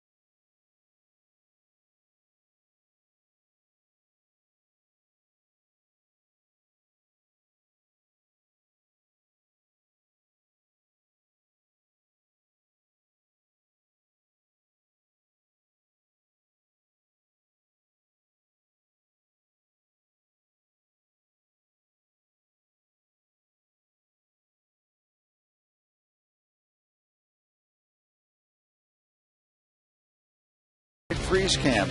This play with Nyjer Morgan, the throw coming in, if we can stop it right about there, what that does is if Chris Snyder is a little further over, he prevents this inside lane. If Nyjer Morgan wants to commit to sliding around, he's got a chance to slide around that tag. You'd just like to see Chris maybe a little more squared up at third base, and that's tonight's Freeze Cam brought to you by Coors Light, the world's most refreshing beer. Another broken bat. as Alvarez is retired.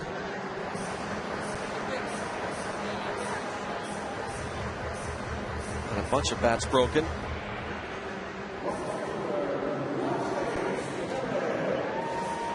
Alvarez 1 for 3 tonight. Millage 1 for 2.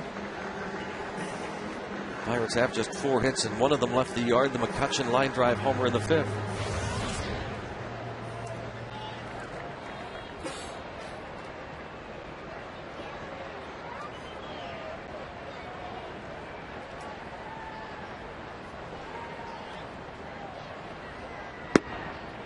Strike on Millage.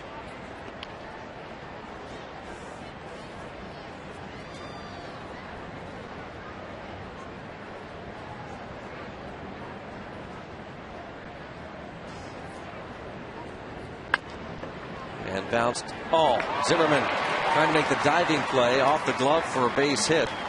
Millage on base for the 3rd time, reached on an error in the 2nd, and has picked up his 2nd single. Now, Zimmerman doesn't miss much as he gives it the full extension.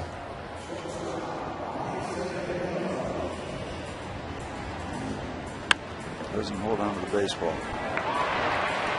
I'm wondering if he even gets the baseball, if he's going to be able to get up, because he's going to get down on the infield dirt, whether he's going to be able to get up, get the throw off to first base in time anyway.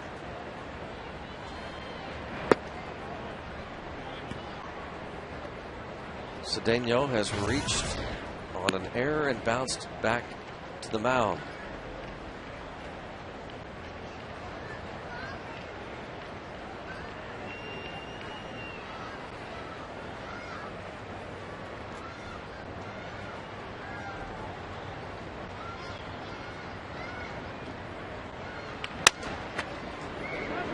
Second baseman Espinosa. Millage goes to second. Probably had a thought about trying to make the tag on the runner. I'm not sure why he didn't. Yeah. It doesn't make any sense. Yeah. I mean, you got the lead man easily. Just go over there and tag him. I think Espinosa knows he made a mistake, and he's smiling about it He's now. smiling because they're up 8-1. Yeah.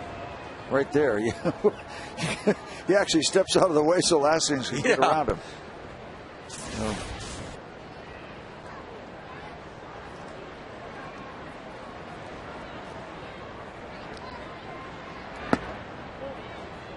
Snyder 0 for 2.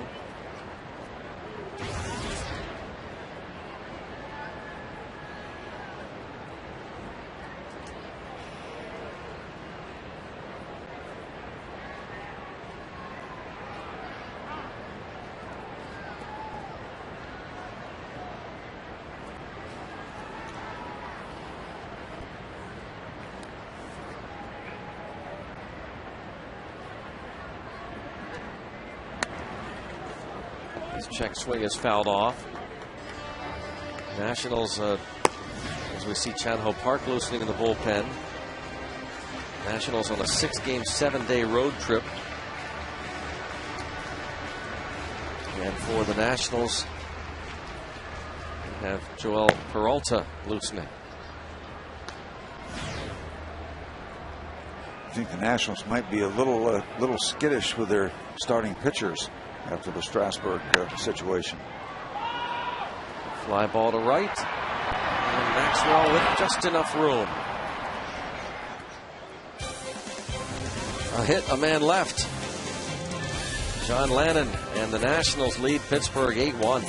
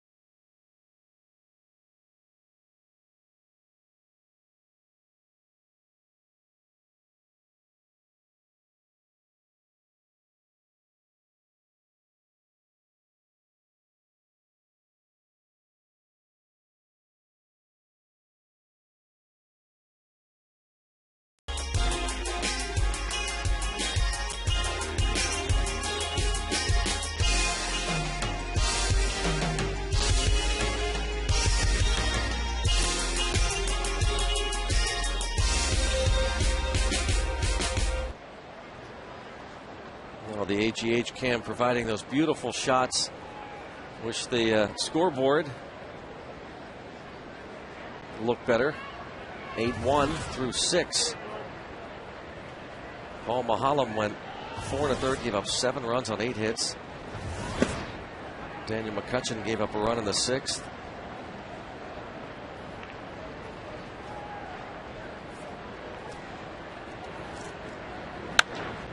Pudge Rodriguez has himself another hit.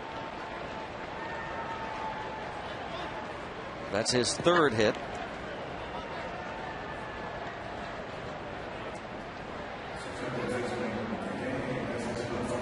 Rodriguez homered his last time.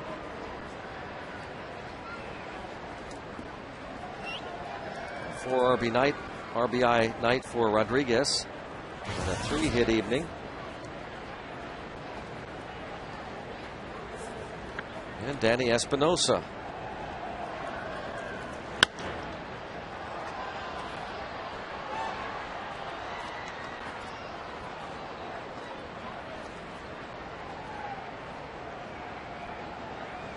Espinosa 2 hits last night, his first big league homer. He had an RBI single in the 4th.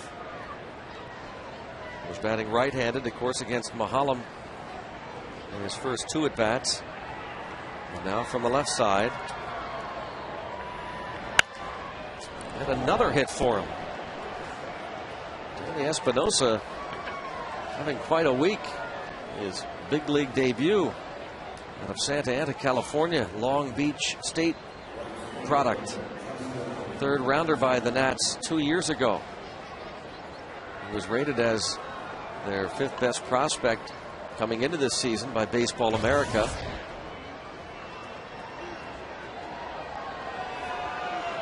Two on, nobody out. It's Justin Maxwell. A dozen hits for Washington.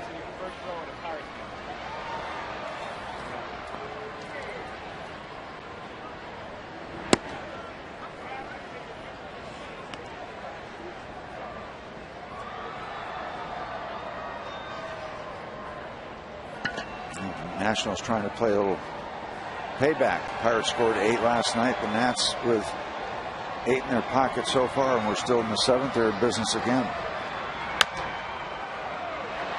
Quick throw by McCutchen. Turns that into a double play. Nicely done. Daniel McCutchen, no hesitation. That was well done. Fundamentally sound work by Daniel McCutchen. Goes up in the air, comes down and throws a strike to Ronnie Cedeno. That's the perfect feed.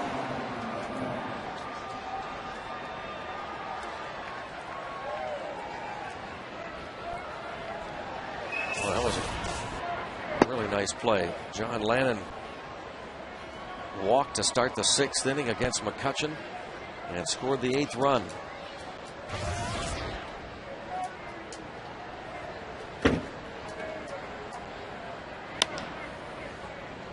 McCutchen not going to get to that one. Walker will barehand and throw out Lannon. It is 8-1 in favor of the Nationals as we head to the bottom of the 7th inning.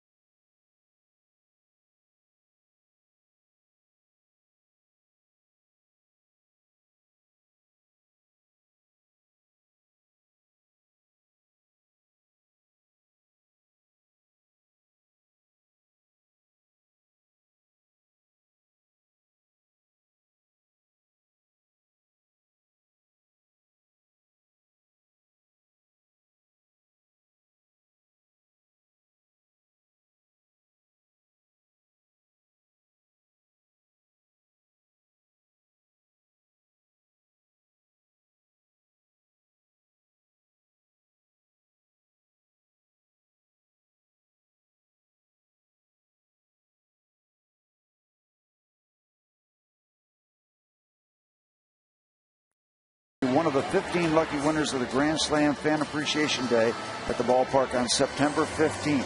Home is tonight's 7th inning stretch keyword of the game.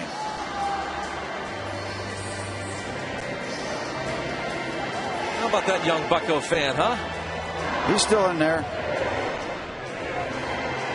A bunch of fireworks are going to go off here, I think. He's singing. He's got it down. Yeah. Watch. Look at him. The fireworks go up. Uh-oh. Oh, wait a minute. Now things aren't so great. Stop everything. All bets are off now. I'd like to take me out to the ball game, but just a second here. Yeah, Let's only about the fireworks. Let's go back to the song. Yeah.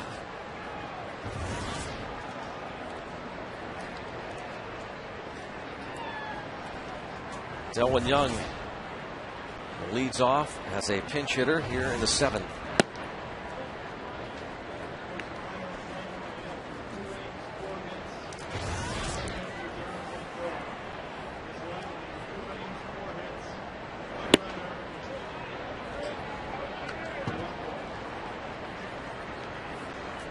On Delwyn Young.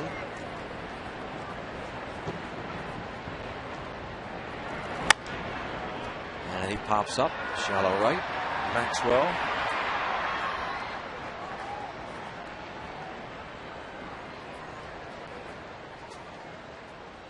Andrew McCutchen has accounted for the only run of this game for the Bucks his last time up. Got out of here in a hurry.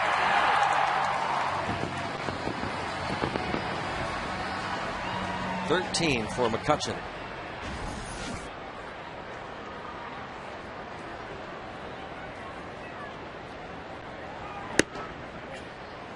It's great to see those occasional long balls from McCutchen.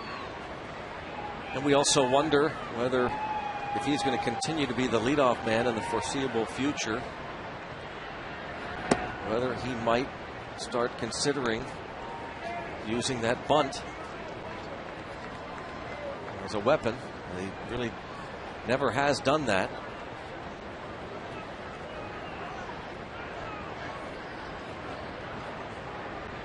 He certainly has the physical tools, but to me, bunting for base hits, the ball inside, is a thing of repetition, of feel and confidence, and that sense of when the, obviously you have to preface everything when the right time to do it.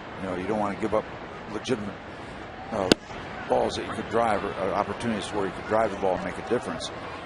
So picking your spots is perhaps step one, but then the more you do it, it's like holding runners on. It's those perimeter things that maybe not the main part of your ball game, but certainly a thing that you can use. And the art of the drag, the drag bunt, right-hand batter dragging the ball down the third baseline or pushing it. They have left-hand pitchers that follow through toward third base. You can push the ball just off the mound sometimes. Oh, little Olay, and Zimmerman not able to handle. Tough little hop. McCutchen aboard.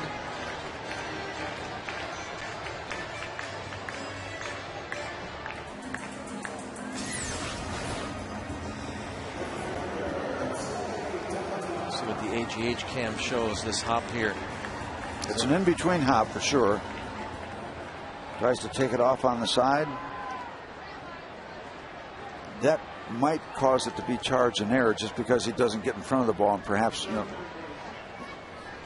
block it and be able to handle it from there. Fly ball to right.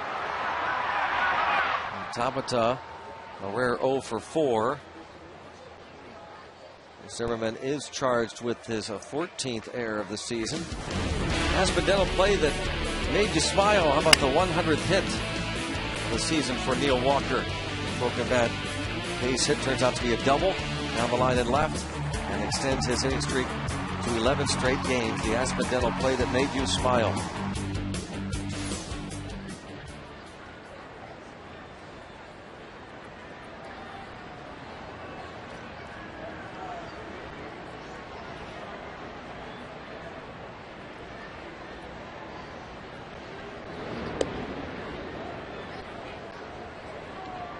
Down 8-1.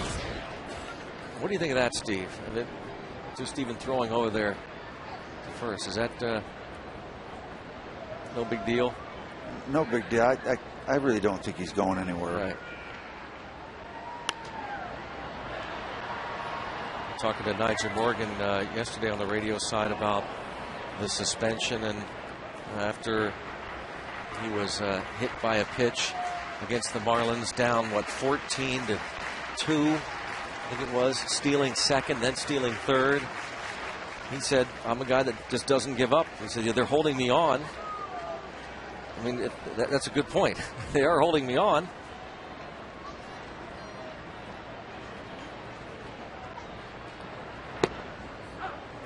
Yeah, it gets into a gray area. You know, is that the way the game's supposed to be played?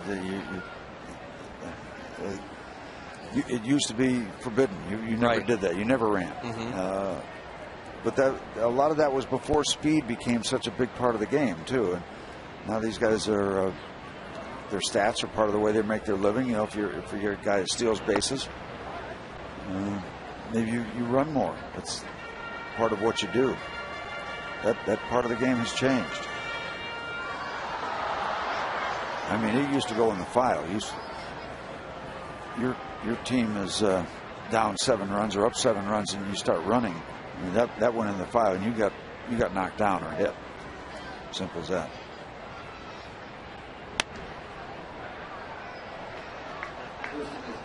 A strange, indeed, several days for Nyjer Morgan. Season that started as the Nationals' center fielder of the future. There's a story in the Washington Post by Adam Kilgore on Thursday that went into great detail about Nyjer Morgan's Nationals career, what a spark plug he was when he joined the team last year. As Walker goes down swinging, Nyjer Morgan will lead off the 8th inning with 2 hits tonight. And the Nationals have a dozen, and they lead 8-1.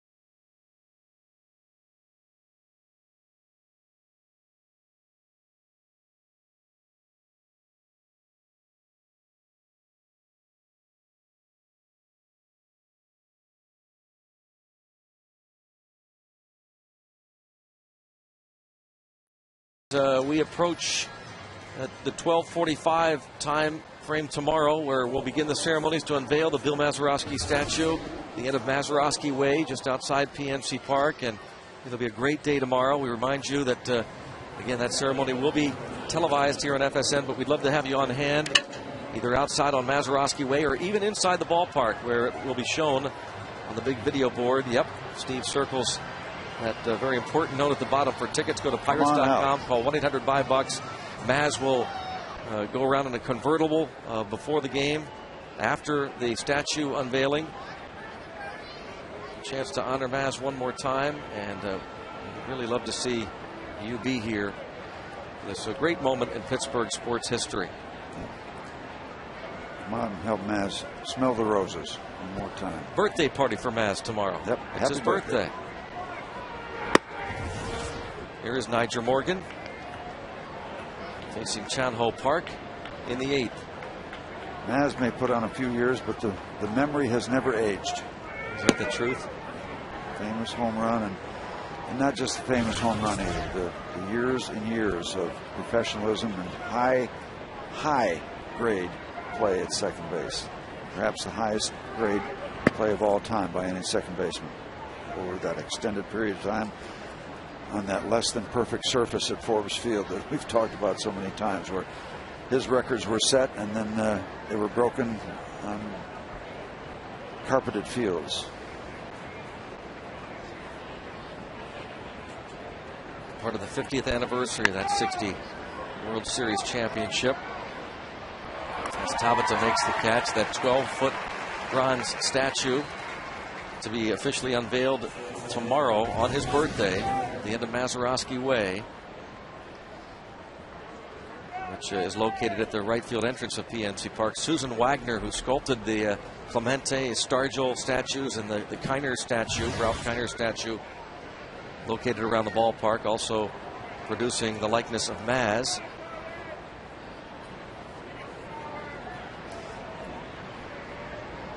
Ian Desmond to the plate.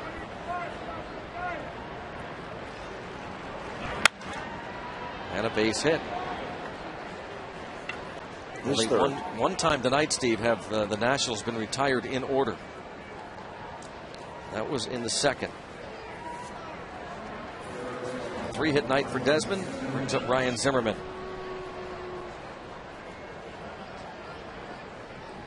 "13 hits for Washington." Chan Ho Park also working last night. Good job, 2/3 of an inning, 2 up, 2 down for Chan Ho.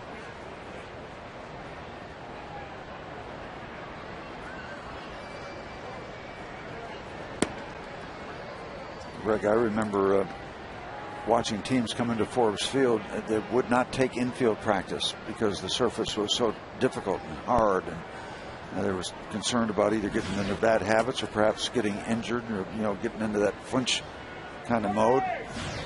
And that's where Bill Mazeroski made his name, on that kind of surface. Just so good, such good hands. Not just the double play, just the good hands all the way around, and the baseball instincts. A 7-time All-Star, still holds a number of major league records for second baseman. And people talk about the professionalism and all that, the blue-collar ethic approach. Fine, and that's respected. But this guy had physical abilities, tremendous physical abilities to play his position, and the baseball instincts to know where to go, when to go, what to do, when to do it. Just not the overview of the professionalism. That's certainly a big part of it. But don't forget the physical skills. Maz had that number 9 retired in 1987 at Three River Stadium and elected into the Hall of Fame in Cooperstown in 2001.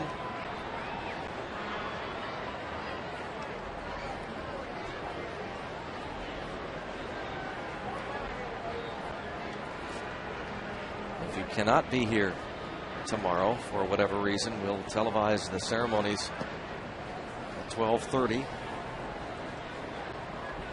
Some of Maz's former teammates from the 60 team will be on hand, and a bunch of former Pirates will be here to watch the statue unveiling as well.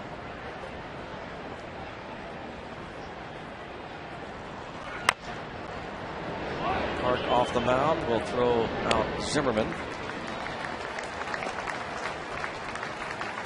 2 away in the 8th.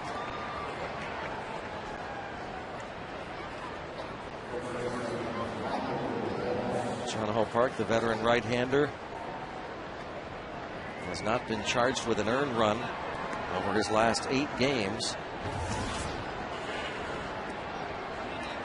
122 career wins for Chan Ho Park, second all-time among Asian-born players, behind only Hideo Nomo, who's first with 123.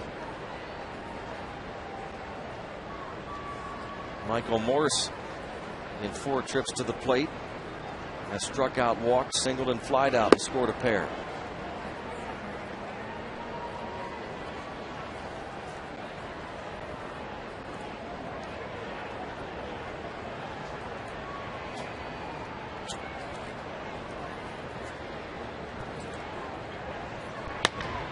And up the middle. Desmond will score. 9-1 Nationals.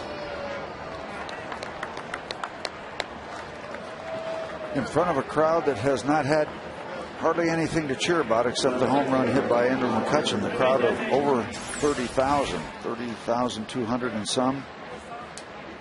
It's not been fun so far for the folks.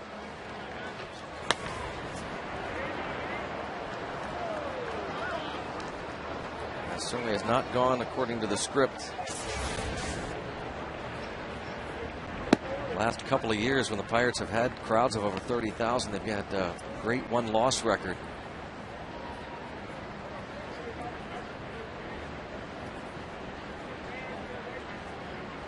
The Nationals 14-hit attack, leading at 9-1. Roger Bernardina had a bunt single, and that turned out to be a real decisive fourth inning, that 5 spot off of Mahalam.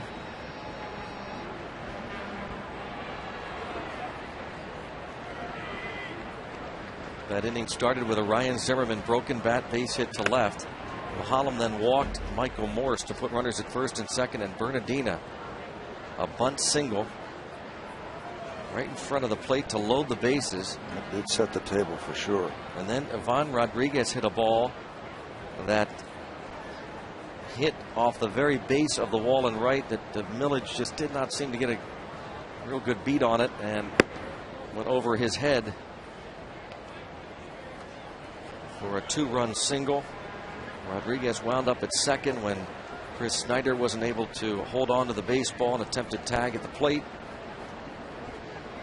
Espinosa followed with an RBI single, and Maxwell a sacrifice fly.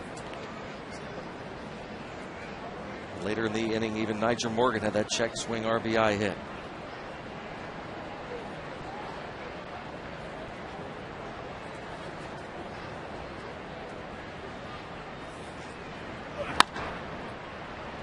Picked by Jones. For the final out of the 8th, they pick up another.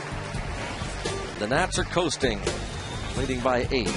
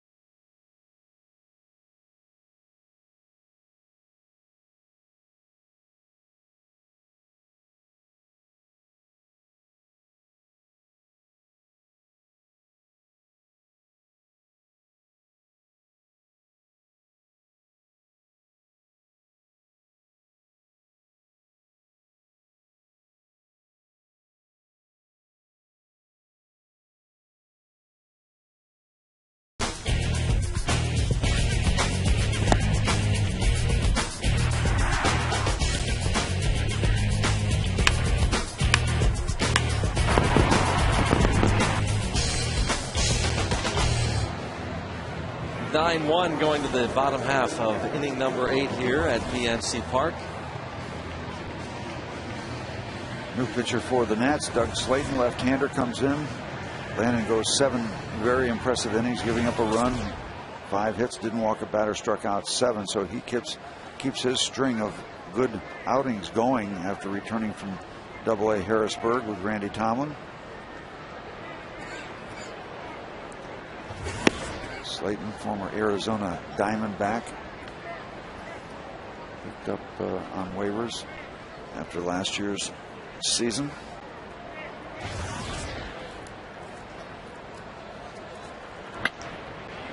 Base hit off the lefty.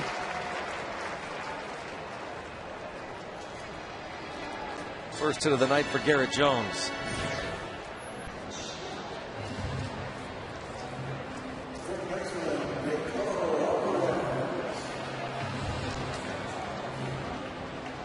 Alvarez 1 for 3.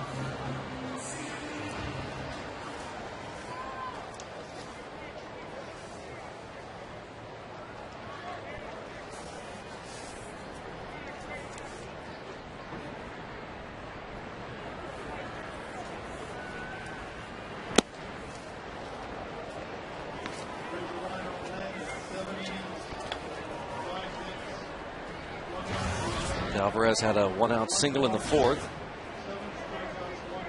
He's also struck out and bounced out.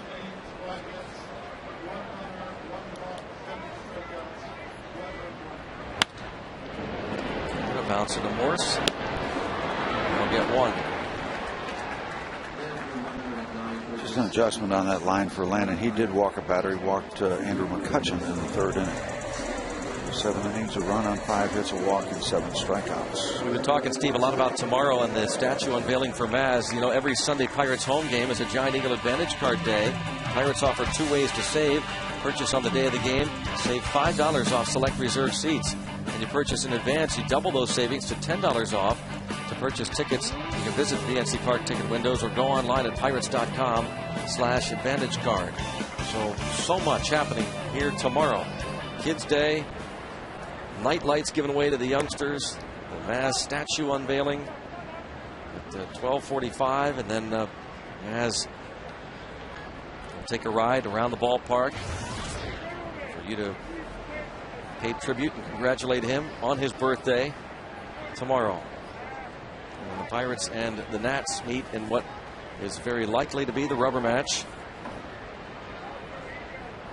And what an interesting matchup it will be in terms of the pitchers. Sharply hit past Desmond. Oh, Millage has his 3rd hit.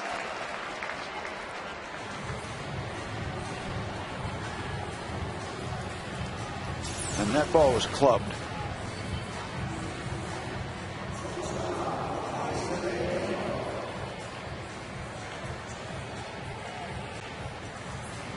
Whistled past Desmond. Will Ledesma loosens in the Pirates pen. Ronnie Cedeno to the plate. He's 0 for 3.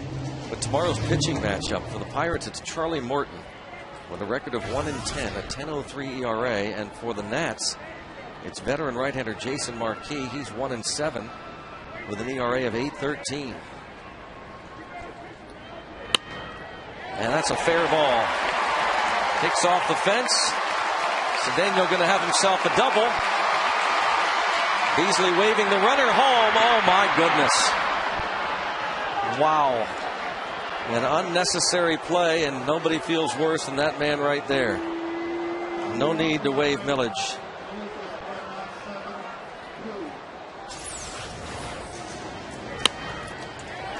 RBI double. It is now a 9-2 game, but just no reason, of course, to even risk it. It looked like it was going to be a no contest, but strong throw, man. Really a great throw in from left field. But still, the picture tells the story.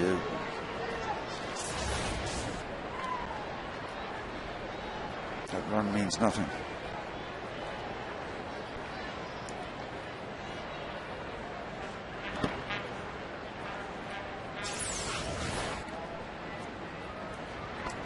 No question that being sent. No question about the out at home plate. Well, see, Pedro Alvarez was saying, get down. Another look at that.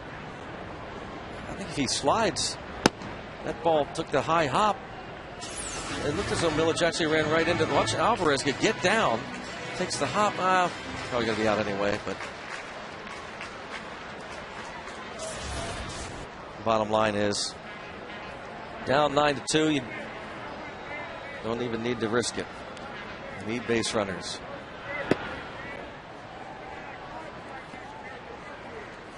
Snyder 0 for 3.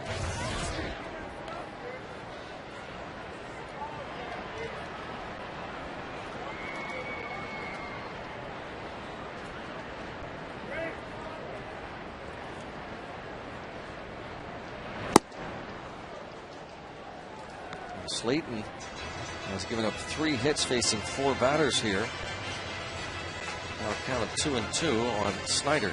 And John McLaren's not going to take any chances. He's got busy work out in the Nats bullpen.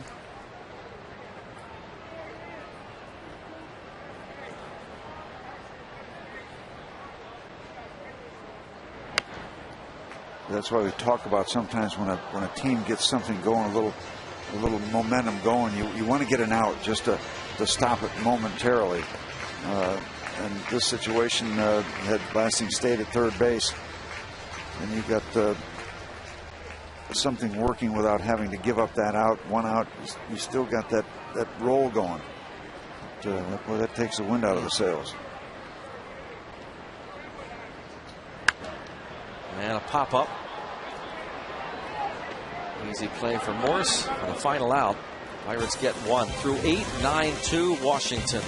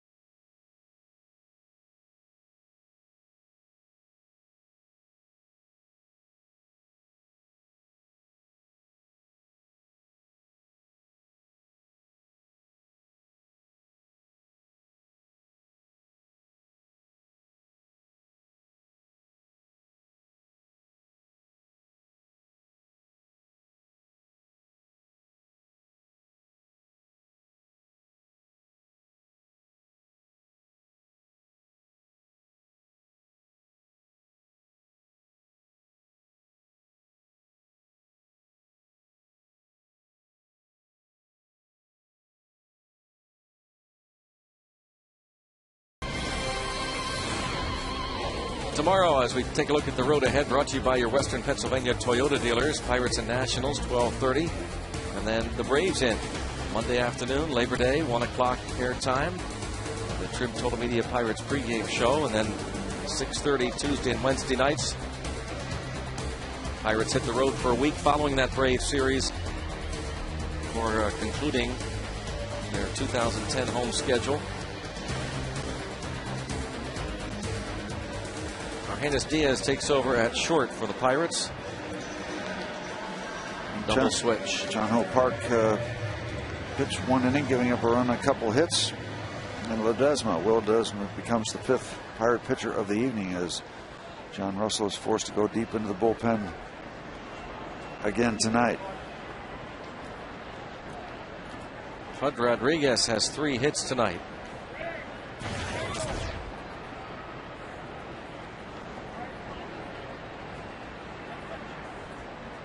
15 innings, 15 strikeouts for Will Ledesma.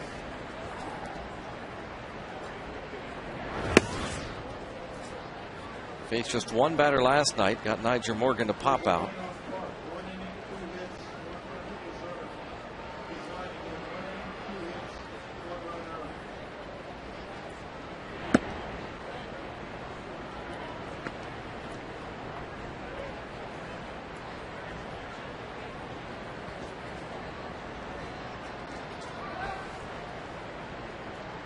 2-run single for Rodriguez in the 4th, 2-run homer in the 5th, base hit in the 7th.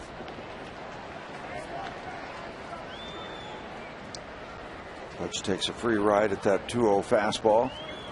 Doesn't catch up to it, but not anything at stake right now, so he took a shot.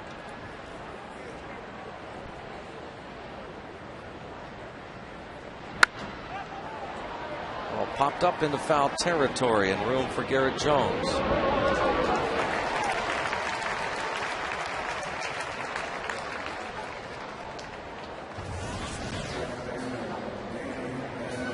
Danny Espinosa, 3 hits and 4 at-bats. 2 hits, rather, and 4 at-bats. An RBI single in the 4th, base hit in the 7th.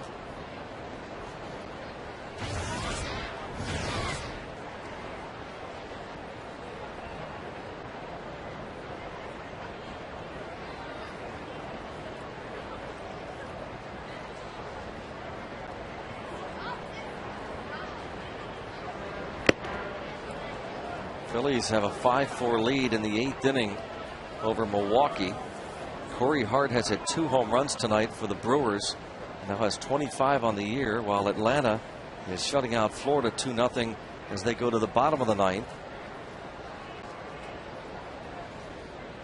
Those leads hold. Good chance things to stay where they are. Atlanta would maintain its 1-game lead over Philadelphia. The Phillies lead the Giants by 3 games in the wild card. San Francisco will be out in LA tonight. The Reds were winners over the Cardinals 6-1. So Cincinnati now leads the Central Division by 8 games over St. Louis. Colorado beat San Diego 6-2, and the Padres' losing streak has reached 9. 9 straight losses for San Diego. So the Giants trail by just 2.5 in that division. They were doing it with a lot of good pitching for a long, long time, but it is such a long, long season. Well, we know we'll have a lot of eyes on our series with Atlanta from the folks in Philadelphia, for sure. And that becomes an issue, too, in terms of you want to find out about players, young players, maybe call-ups. But that old integrity of the game thing, when you need to play to win, so you don't you just don't totally cash things in for evaluation purposes when you're playing a team that's very, very deeply involved in a division race. Espinosa pops it up on the infield. Third baseman Alvarez. Since we're on the subject, Mazda presents In Case You Missed It. How about Jim Thome? 2 home runs today, now 584 for his career, passes Mark McGwire for 9th on the all-time list. And Carlos Zambrano, another strong performance as a starter, as does Kerry Wood for a 3rd in Cubs history in terms of strikeouts. And Zambrano got in the win. Carlos Marmol, his 27th save. Yohan Santana threw in the outfield today. Decision on his next start expected tomorrow. Mike Leake, another young pitcher. Yep, on the 15-day DL. They were going to shut him down anyway. They talked about that, the Reds.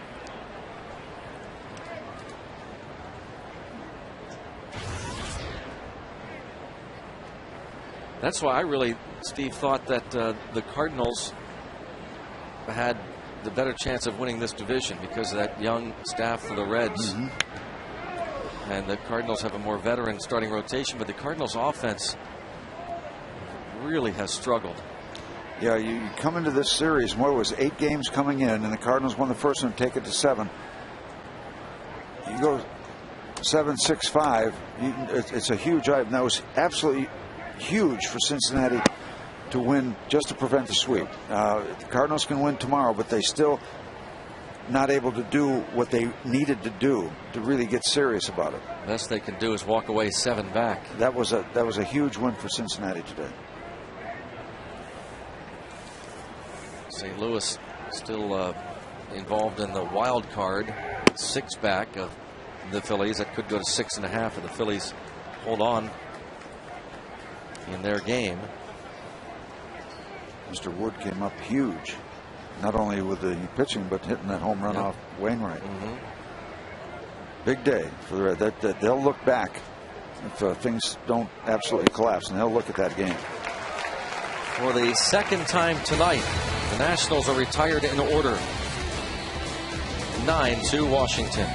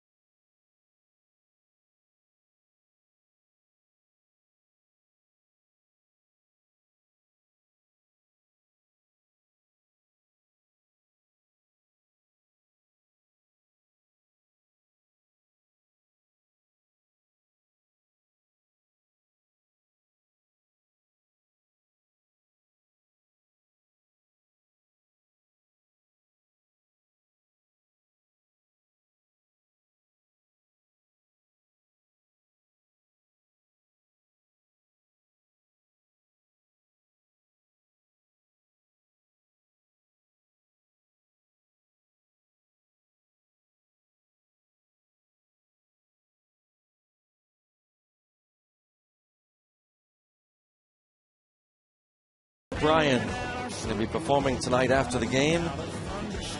Final Sky Blast 2010, and earlier today before the game, Luke Bryan, the honor of throwing out the ceremonial first pitch.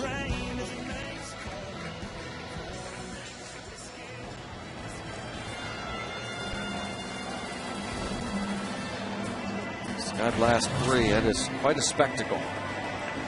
Steve and I have enjoyed several over the years watching that show. They have, they've done it different ways, different themes. It's always, it's always an attraction.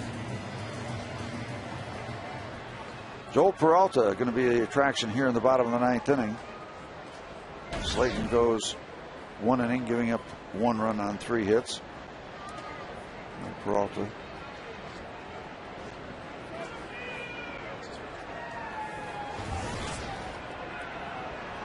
Arias Diaz was part of the double switch.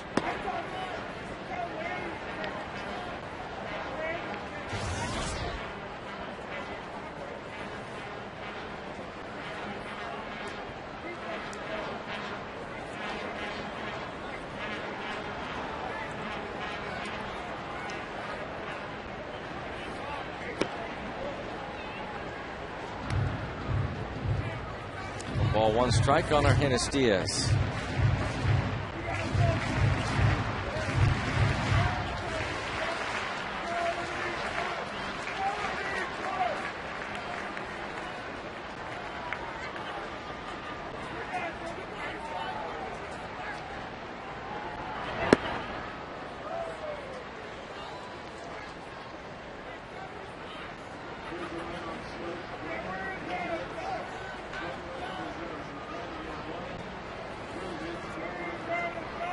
Paul Mahalem will fall to 7-14. John Lannon will improve to 7-6. But 5-1 in his last 7 starts. He's coming back up. Fly to right. Well, it'll be interesting tomorrow, Greg, because the Pirates really do have to get a handle on what Charlie Morton is going to be or not going to be right in the future, and they really need to find that out. And we got 3 more weeks to go, maybe 4 weeks to go, starting tomorrow. And you got a lot of questions. Yep. You do have a lot of questions, and yet you have to play these games to win, to be fair to all the other ball clubs too. So you walk that line, and a lot of teams have to walk that line. But you need to find out as much as you can, because you're going to carry whatever you don't find out over into the off season, and that well, the first thing it does is create a lot of meetings.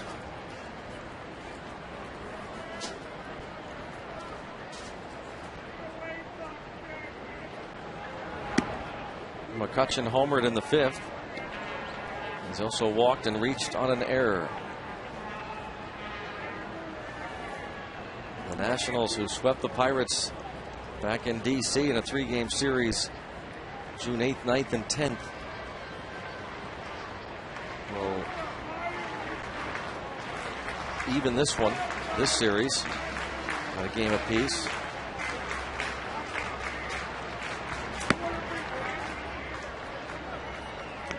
Getting ready, the barges, the fireworks, but those fireworks on a Sky Blast don't come from just down there, the river. They come all from over the place. on the Clemente Bridge. They'll come up from the top of the buildings across the way, several of them. The old U.S. Steel building, and even a PPG Place. I tell you, the city vibrates on Sky Blast.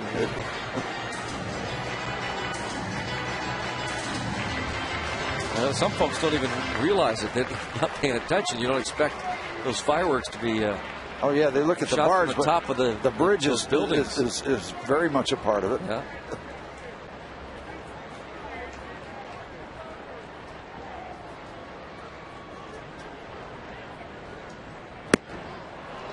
McCutchen chases a high fastball.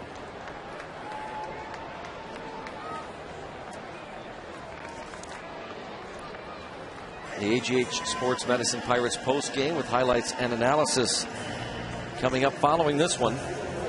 I'm sure they'll be talking about, I believe that's Paul Antique, by the way, Paul Alexander and Kent Tekulve, about another rough start for Paul Maholm.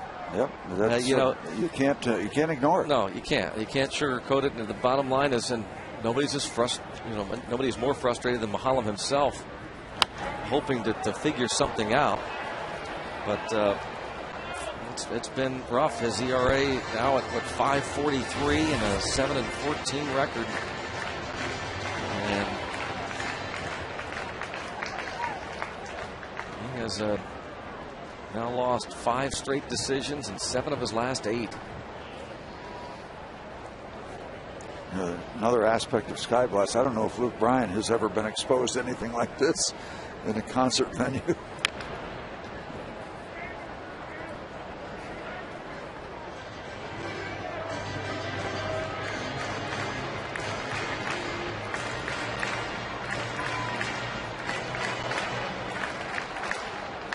Long night for Ed Rapiano behind the plate. His umpire mates, Tom Hallion, the crew chief at first, Culpa, Don Culpa at second, Barksdale at first. And a base hit. And a little bright spot there. Tabata. A base hit.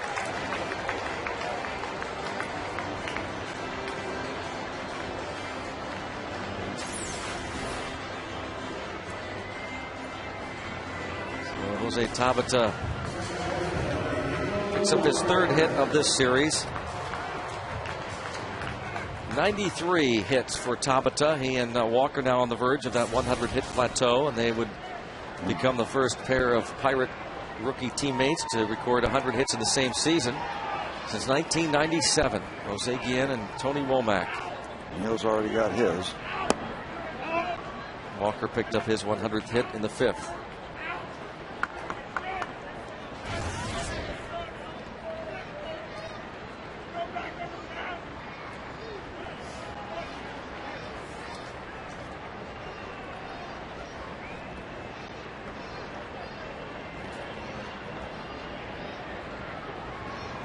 One ball, no strikes on Walker.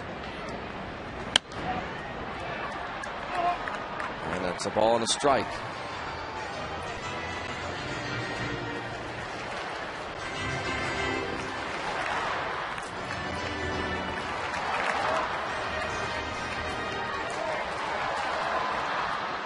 Pirates beat the Nationals last night, collecting 11 hits, beating Washington 8-5, but the Nats lead this one 9-2, out hitting Pittsburgh 14-9. 1-2. John Lannon, 7 innings, 1 run, 5 hits, a walk, and 7 strikeouts. One of the Pirates' 9 hits from Walker. Now batting from the left side. He's a .315 hitter from this side of the plate. When you remember the first few weeks after Walker's call up May 25th, the maybe concern about Walker's batting average as a right-hand hitter. No more concerns. Hitting about .300 from the right side of the plate. And for the longest time, and it happens to a degree even now, the managers will try and bring in lefties late in ball games to turn Walker around. There's a fly ball to left. Easy play for Bernardina. And that is it.